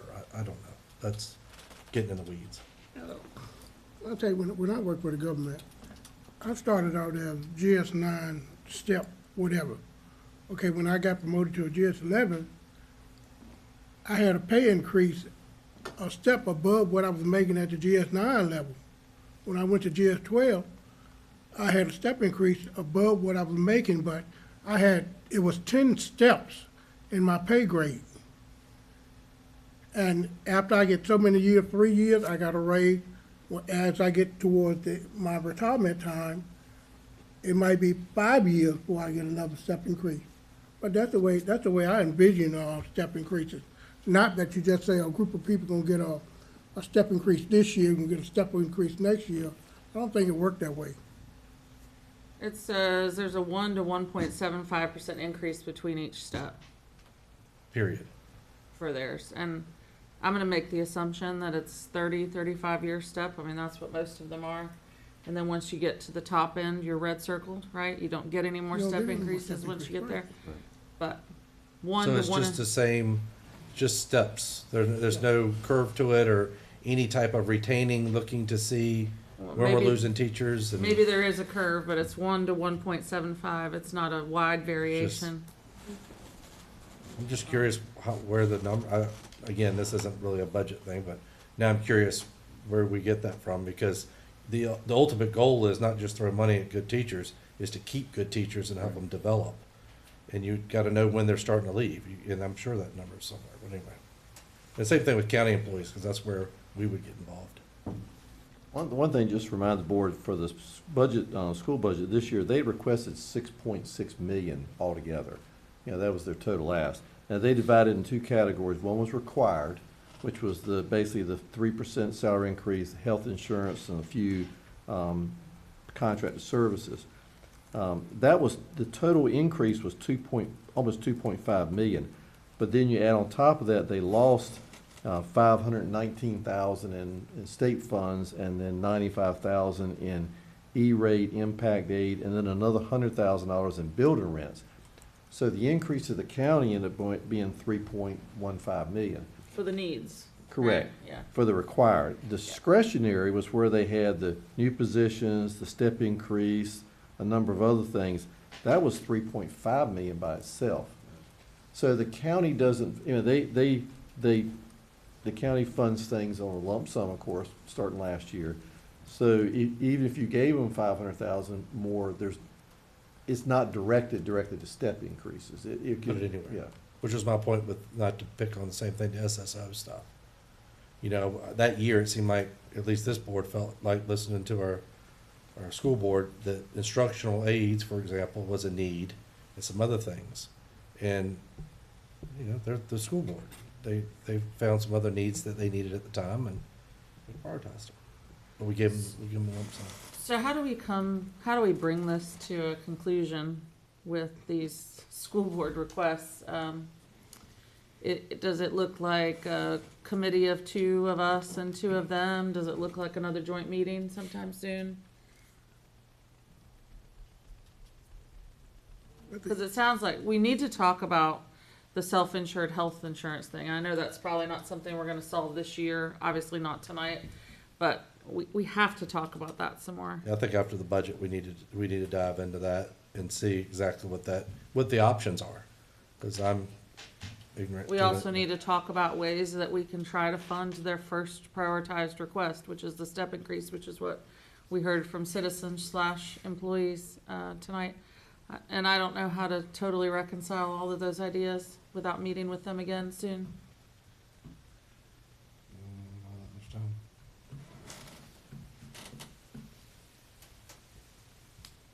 I mean, last year we said we would do 2 and 2, and I did not raise my hand.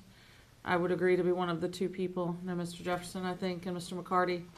Last year agreed and then didn't meet. I mean, then we never ended up getting together, but I didn't feel like I could take that on. I mean, this year I'm willing to do it, but, you know, if that's your pleasure, that just part of us meet with part of them, if that's easier to get together prior, you know, in a timely fashion.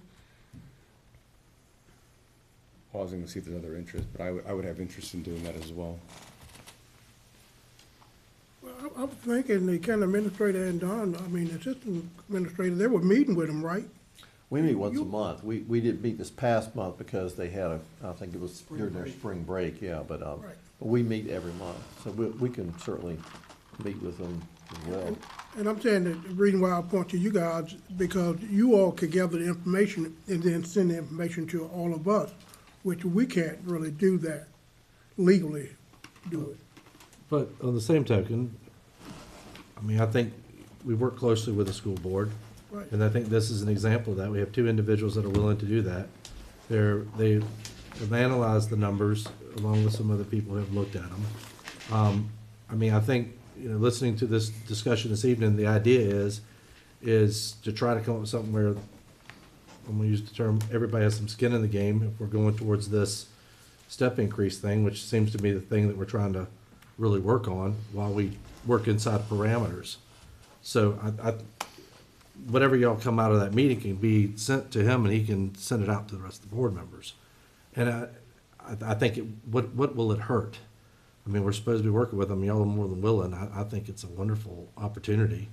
And every time we interact as a board, or even as parts of the boards, it's a good thing. So we learn from each other, et cetera. It sounds like this evening what we have a 5-cent tax rate increase is what we're looking at to publish.